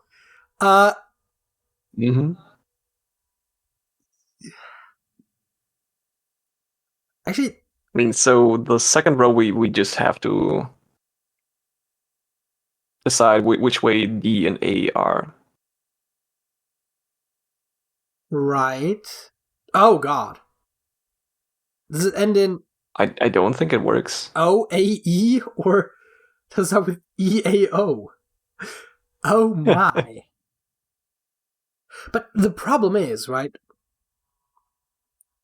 it has to be almost... Aode? That almost sounds like a thing. Because it almost has to be a vowel here, right? Because R does not get followed by another consonant. I mean, unless it's like at the end of a word by a T or a D, but not in the beginning. And like, the R is not going to be the end of a syllable either, because it's like the first letter.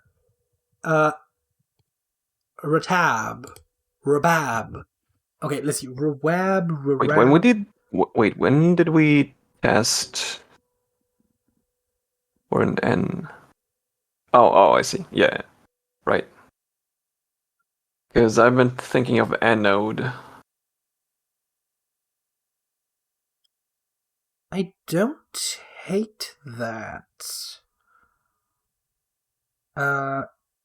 Anode.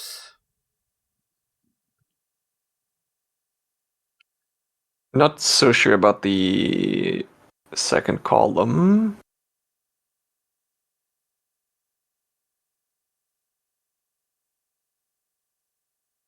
Or the fourth column, actually. Yeah, I mean, it could be anode. I'm just... Huh. I was mostly trying to figure out what this could be, and then see if that helps us at all, right? But... Rab... Rayab... Rayzab... Raydab... Radab... Razad... No. Rajab... Raygab... Ragab... Rayhab... Rajab... Cobb... Ralab... Raylab... Raycab... Rayjab... Razab, Razab, Ruxap, Rakab, Rakap,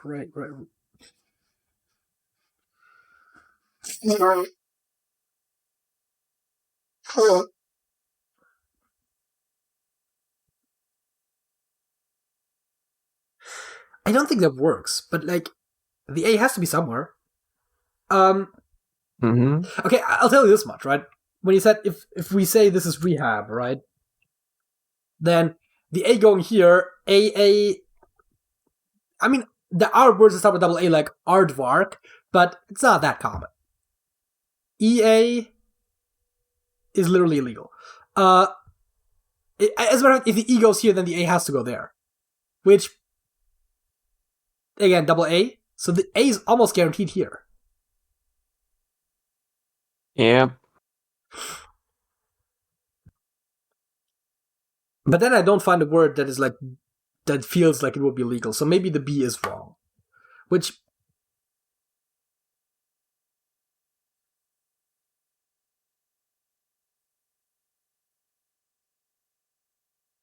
like what do you go from there?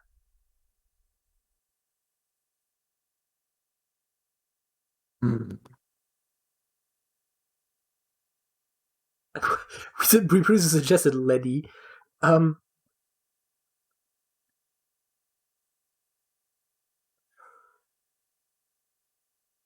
Raywal. The problem also is that there's so many ways to pronounce an A, and there's two in there.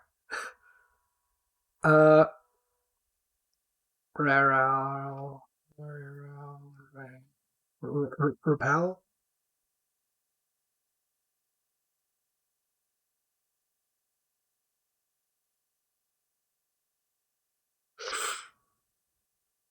Raval?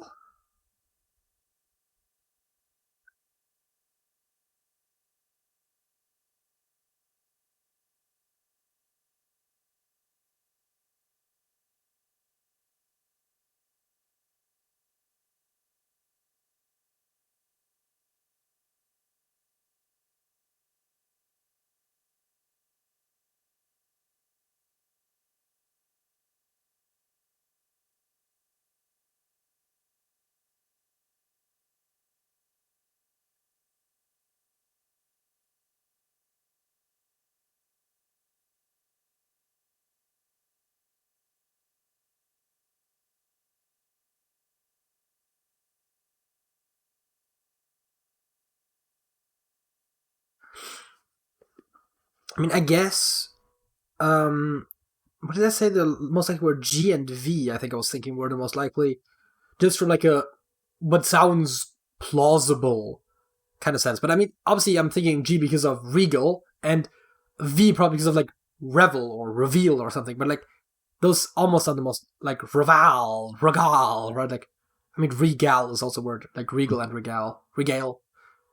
I think it is actually pronounced. But like, anyways, right? Like those, I almost just want to test if they work.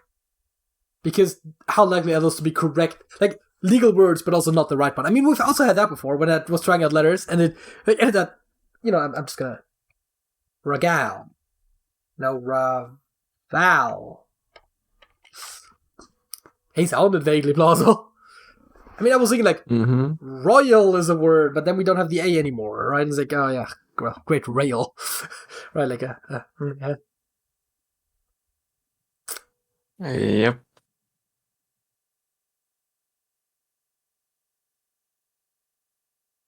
I mean, in theory, oh no, also I tried a V, which is literally not even legal. Anyways, we could just type in Raven. I was gonna say confirm it's correct. I mean, it's basically guaranteed at this point, but also sort of double checks this A. Not that it's that much in question. Yeah.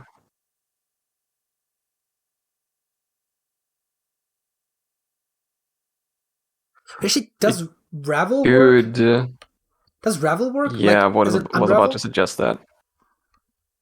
I think so. No L's, do we know that? Did it just do a dum-dum? No, we did not.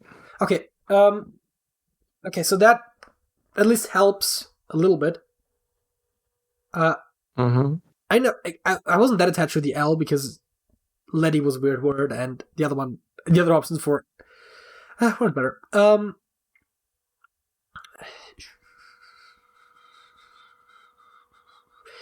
I do like anode. It wouldn't be the first time that it's been in there, even, I think. But it's also like, it doesn't really work Yeah, around with I think we had what it else we before. have, right? Which is the problem.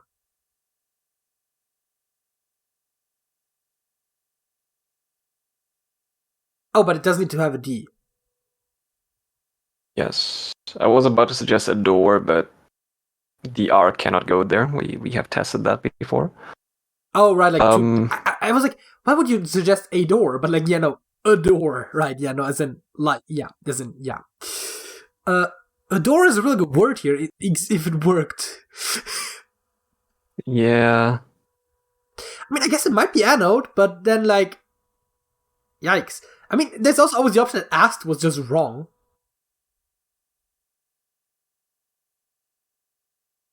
Then it would necessitate that vodka is also wrong, and I honestly cannot imagine what else it would be. I mean, yeah. Also, at this point, wait. At this point, the K and A are like now that the V is like definitively locked in. The K and A are also locked in, is going into either order, and a word ending in EKDY seems rough. Right, like for the last row, if the K and the A was switched. So, Yeah. and then the A would have to go there, and that just puts the S in question, which also does have to. Actually, it does have to go there. Fuck yeah, no, now it's all sort of locked in. Yep. I mean, okay, if the K and the A were swapped, then there would have to be an A there. But then said, no, I think all that gets worse. I mean, we could just try anode and then definitively figure out where the D goes. A door, you said. A dome. A doe. A dote? Adobe. Adobe? Is that not a word? Adobe. Yep. Like in, yeah, I'm sure. Yep. Adobe? That is. Yep. And then it's what? Ebbed?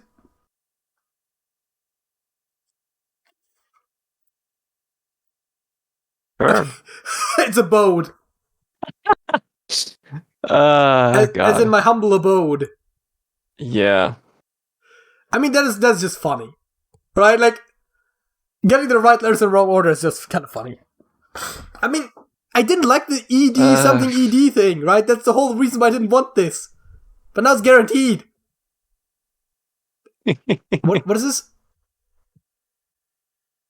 Abuse? Abuse, I guess. Yeah, that works. Edged?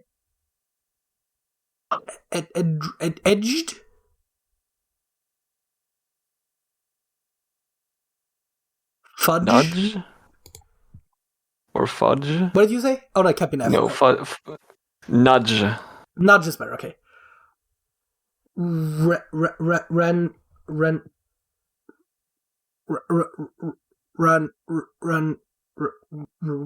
up?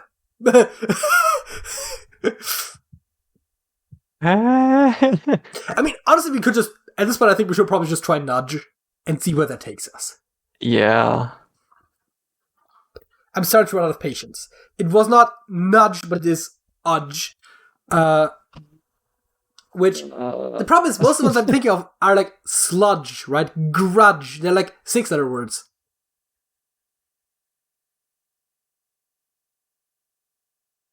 This must be asked, right? Yeah, I can't do much more of this. So yeah. And I'm assuming it's vodka. As a matter of fact, A's locked in. It has to be. Yeah.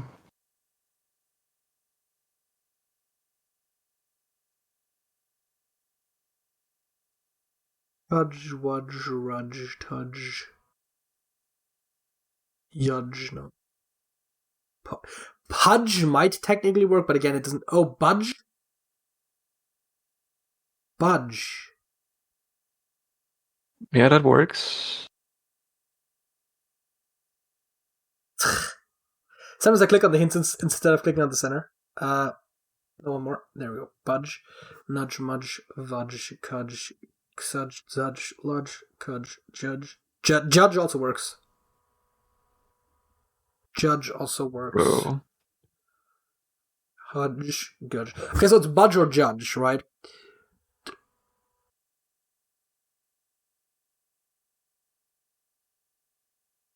Now the question then is, right, what does it give us? Either way for this one, right? Either with the help of a B or a J.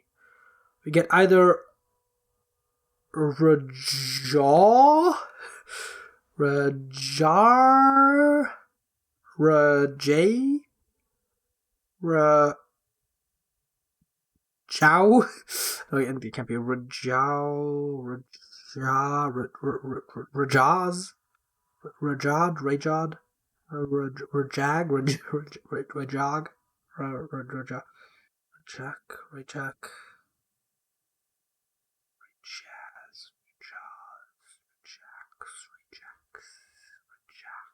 By the way, could you remove the hint input? Yeah, thank you.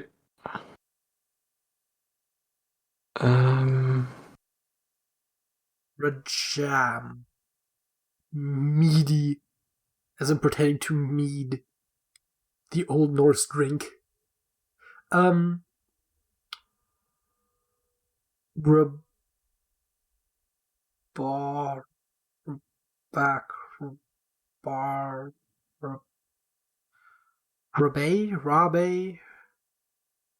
Rabbi?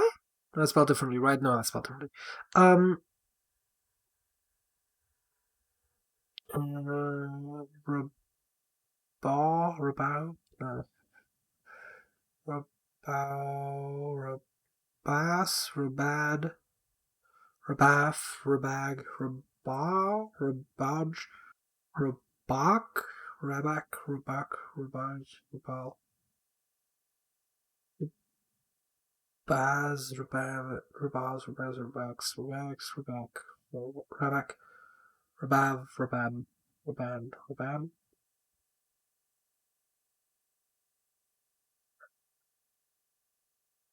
Is this the point where I just try letters?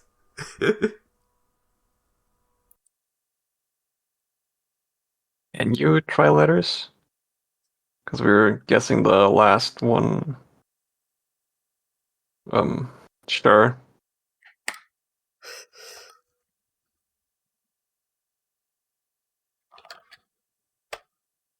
That is a word. That was correct. It's a word. It's not the word we're looking for, but we now know it's judge.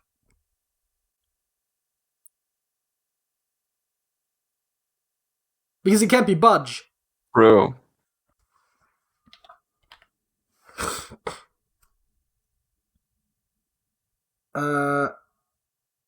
Okay, so the grayed out ones can't be in the row or column.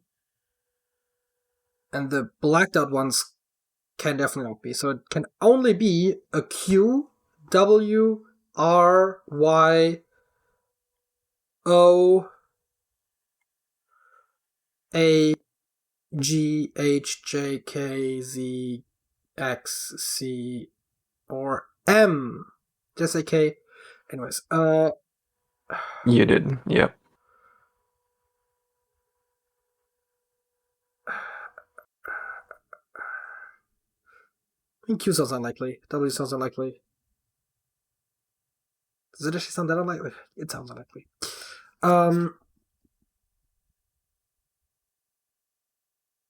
R is literally illegal, despite the fact that it doesn't show that because it's illegal in the row. Y. Oh, fuck. Maybe it's not English in the strictest sense, kind of like how vodka isn't English in the strictest sense. Yeah, I kind of guessed that, but I don't have it doesn't really help me that much, but much knowledge. If it's from Spanish origin, for example, then it would be pronounced more like an H, or it would be like huh, right? And so that would I mean, I tried a bunch of H combinations before and didn't come up with anything, so most likely, if it is something Spanish, I would have probably heard it before. But it feels almost like it would be either Spanish or Indian, well, Hindi, I guess, or something like right, because Raj was like what they would call like it's like an Indian thing, and then there would be RAJ. But then I'm like completely out of knowledge. But to say, okay, Q and W seemed at least odd to me. R is not allowed in that spot. Why Yeti? I don't know. O. It's a hard no for me. A. Oh god, no. G. Not the worst idea for today. H. Feels wrong. Raja. Actually, H? Because I did say heady earlier. I didn't like it, but yeah, I'm starting to could try as well. Because I will definitely Google what that is. Yeah, of course. And then abode. Okay, so God, what was that? Raven, abode, judge, asked, heady. Heady is a bit weird, but it's gettable. Raja, and then abuse, vodka, edged, and needy. Okay, edged is a bit of a weird word again because of just the letters that are in it, but like besides Raja, all of those words were knowable. And is it something Indian? A Hindu prince or ruler in India.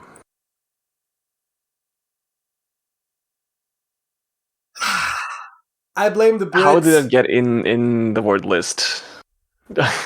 Dude, because India used to be a British colony for like the longest time. Yeah, but still. Again, I blame the British. I blame the British Empire. If they hadn't conquered India, they wouldn't have imported their stupid words. Nothing against their words, but like, into our game of Squirtle. Whoops, I'm starting to rip the headphones out of my ears. Oh, God. Because, again, it is related to the Raj, right? Like, that is, like, the mental connection I made was correct. It's just that I couldn't use it because I don't speak, I guess, Hindi. I don't even know. Yeah, no clue. Raja etymology. Raja, native prince or king. A Hindu prince. I guess then it's a Hindu word, most likely. Raja, king or prince in India. Origin of Raja. Hindi. Yeah. Oh! Wait. Oh. Sanskrit? Sanskrit is the writing system. Yeah. It actually apparently does. Right, I mean, right, like they call them Indo-European languages for a reason, right? It's a cognate with Latin rex, which also means king. Yep. So it actually does have the same origin as rex or what is what I'm thinking of? Roi, I guess.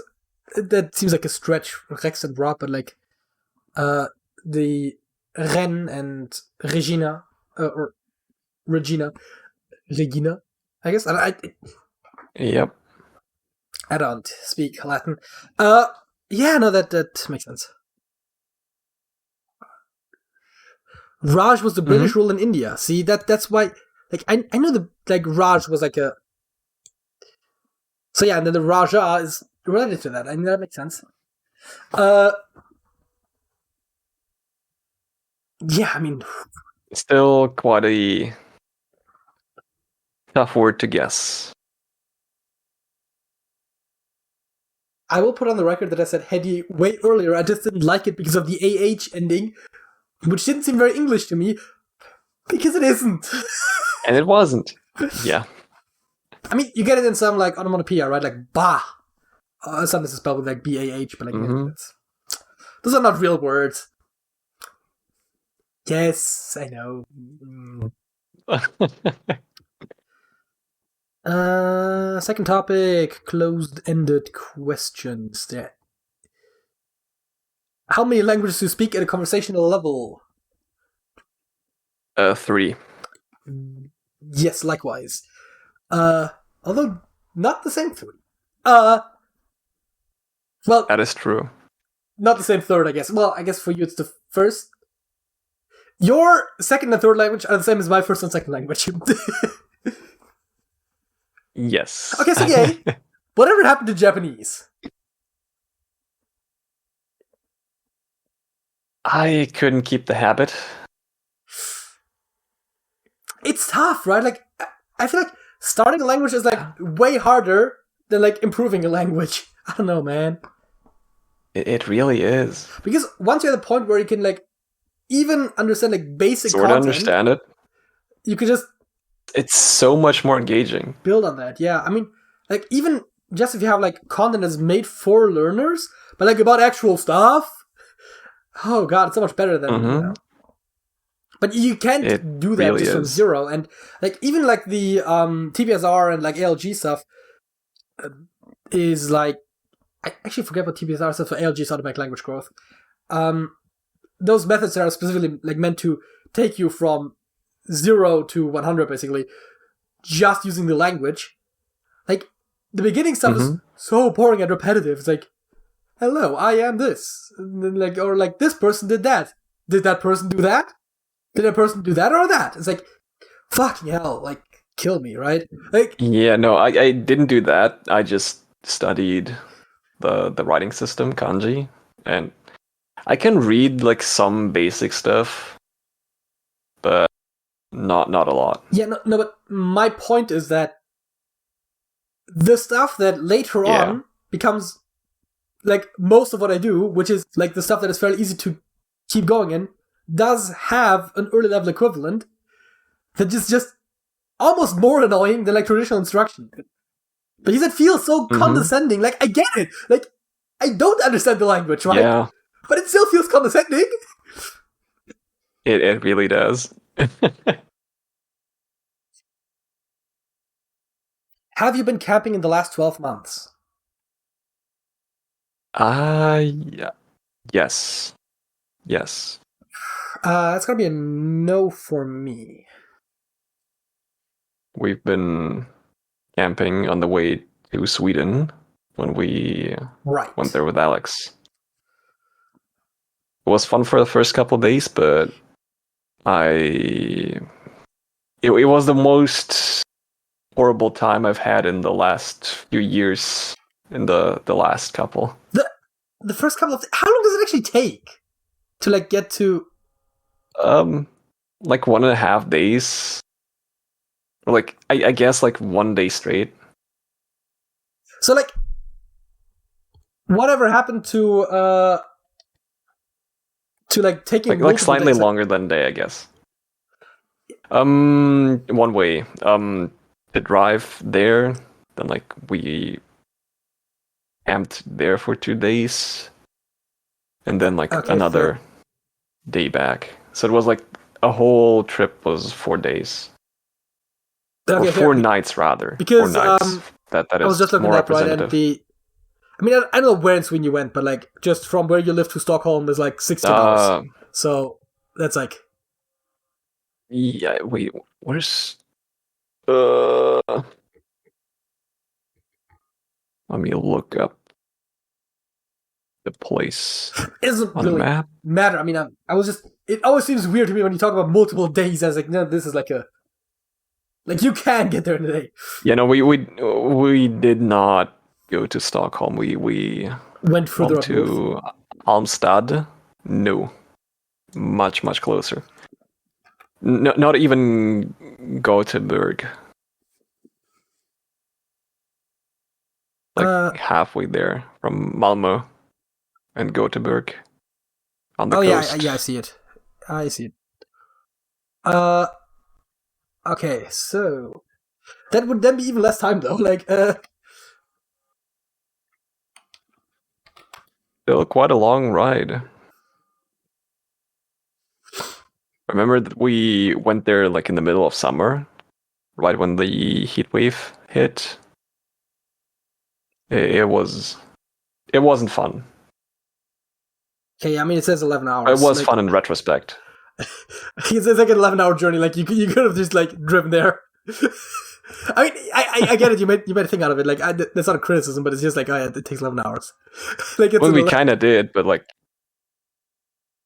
it would have been 11 hours if all went well. Okay, fair enough. Let's put it like that. I mean, to be fair, they have three pieces of road construction on the four on the way there. Oh god. All of which are on the same fucking street. Freaking A45. I swear to god, there's always something going on there. Yeah. Also, don't forget that you like kind of have to stop for like food and stuff. Yeah, and toilet breaks, even probably gas, right? Like I mean, I'm assuming that too. Yes. 11 hours of straight driving probably doesn't work in a single tank of gas. I don't even know. Yep. Would you want someone to write a biography of your life?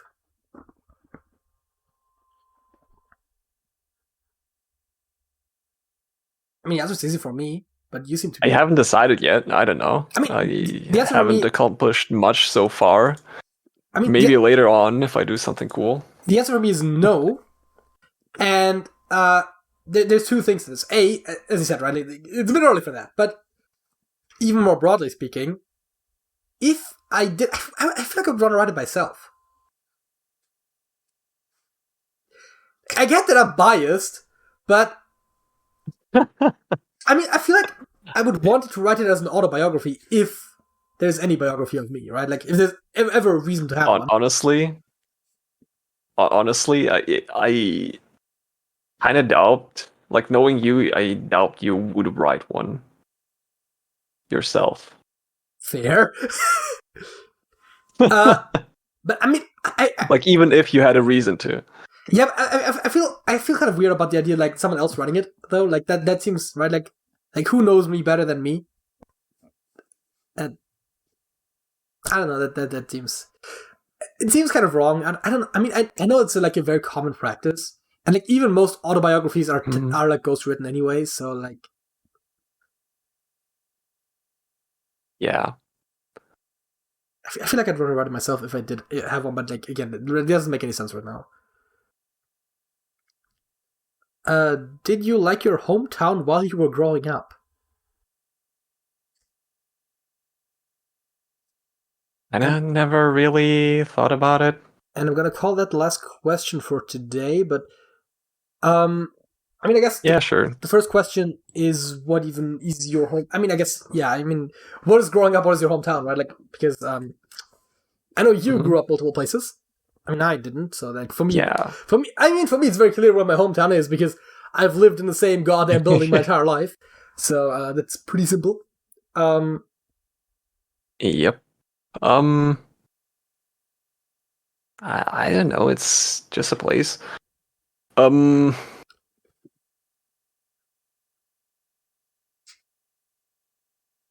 first one I kind of liked better because the store was closer to it. But that's like retrospectively speaking, because I wasn't really old enough back then to actually use it or take advantage of that. Yeah. But here in Germany, the store was quite far away, like a kilometer. So that was not feasible to go there. Okay, walking, I guess, yeah. Yeah. So, I mean... Which was kind of annoying. Stores within walking distance is like definitely a luxury, though. Like, especially like after like all of the smaller stores started closing down. Like, we used to actually have like smaller stores like all over town, but like none of them still exist. Mm-hmm. But like, yes, I mean supermarkets, right? Like, supermarkets are kind of weird because, I mean, we talked about like literally why supermarkets are weird before, but kind of how... I mean, even just like a bakery or something. They kill a lot of local stores. I mean... Kind of cool. Okay, no, there actually is a very nearby bakery where I live. But I was gonna say, like, the closest bakery is in the grocery store, but, like, that's not true. That's the second closest bakery. No. Yeah. But yeah, I do like the place that I live. I liked it as a kid too. I mean, as a kid, I feel like it almost doesn't matter as much, right? Because yeah, you don't really care about a lot of things. it's just a place you live. The one thing that probably as a kid was pretty good is that a lot of my friends lived like, well, not that many actually, but like some of my friends lived like close by, so that like you could just like walk over to a friend's house, or like just walk over there. Like sometimes just like walk over there, see if they're home, you know, like that sort of thing. Which is getting also, it feels like it's A, societally getting less, but also B, like is only really plausible if they live nearby.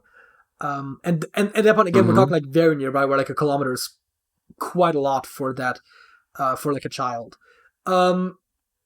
Yeah. As in right now, and as a teenager, I had a bit of a different perspective, right? Where distances became like smaller distances, like distances became effectively smaller, where you would go places more, especially once I got a car, but that was around when I was, actually that was when I was around 19, I think, so 19 or 20. I mean, not really a child anymore, but and it's like, yeah, no, we're not in like a city or anything, right? It's not a very busy place. I mean, we don't even live on the main street, but like even the main street here is like not nearly as busy as in like, it's a small town, right? Yeah.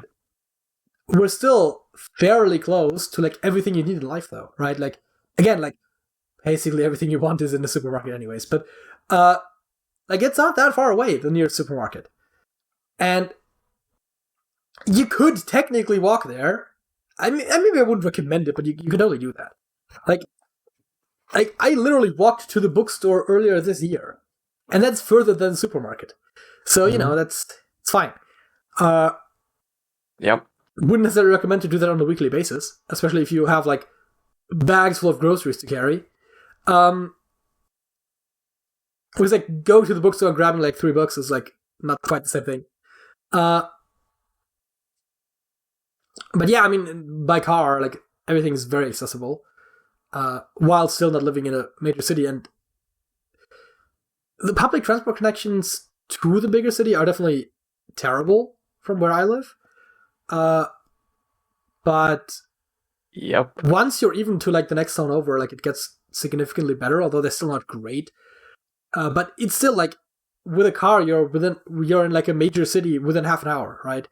Like, while simultaneously not having like the busy city life going around you, like at all times of day and night, it's kind of perfect, right? I mean, in a way, I would almost want it to be a bit more remote. But the more remote you get, the harder it also gets to get places. I see the balance there. Yeah. And I do think, again, like it's quiet enough, and it still leaves everything else accessible enough. So I do think I actually live in a very good spot.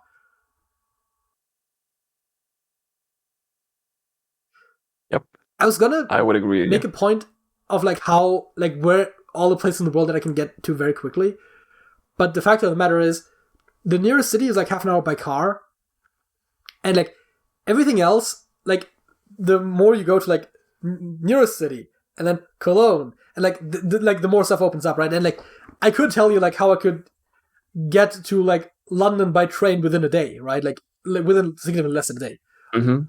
But also like half of that time is spent getting to Cologne. Like I think it's literally like it's like 2 hours to get to Cologne or something, and then like 2 hours to get from Cologne to London. Like trains are wild.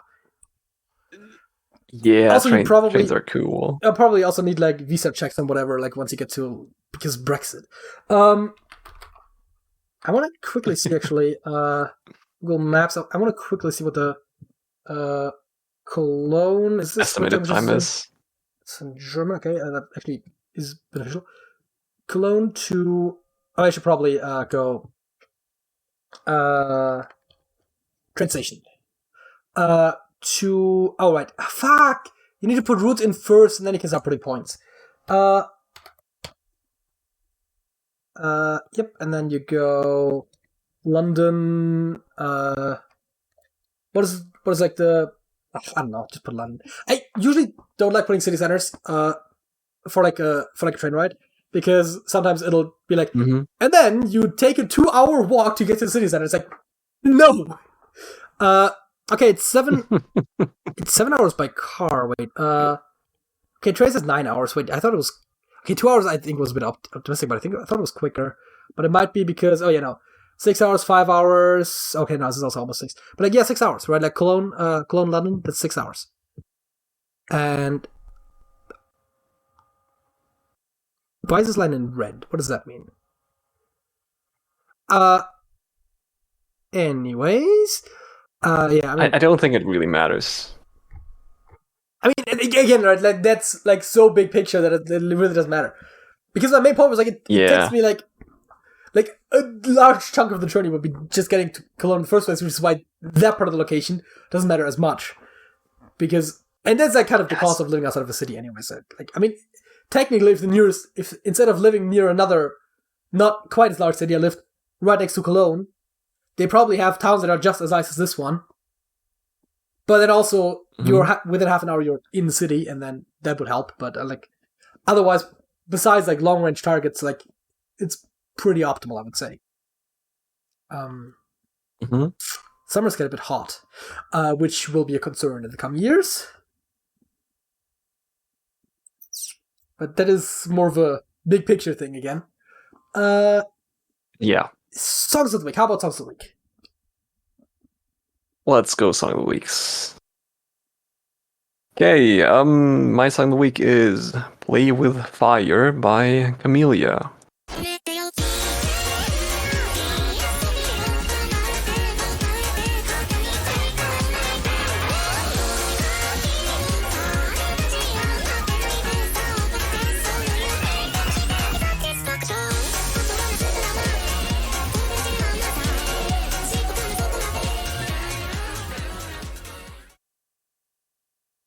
Yeah, not for me.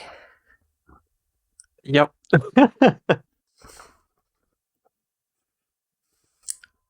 Anything else you want to say about that? Not really, no. My song of the week is The Chain by Fleetwood Mac.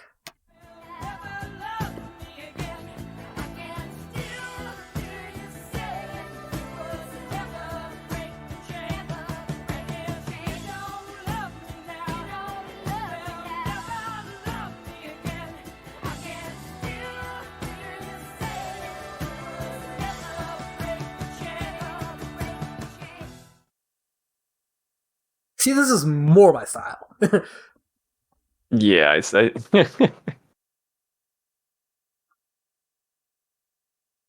Well, lots of repeating words. I mean, it's the chorus, right? Like, not the biggest. Yeah. I mean, it's the chorus, and it's also worth mentioning that this chorus in particular does, in fact, like repeats his lyrics like 3 times, which But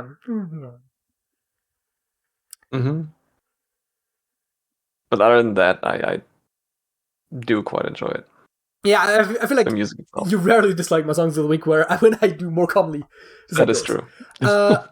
If you enjoyed this episode of the Trash Talk Podcast, give it a like. If you want to see more episodes like this and you aren't already subscribed to the channel, if you have something to say, leave a comment or reach us through our Discord server. Link is in the description below. Sergej. That's it. That's it.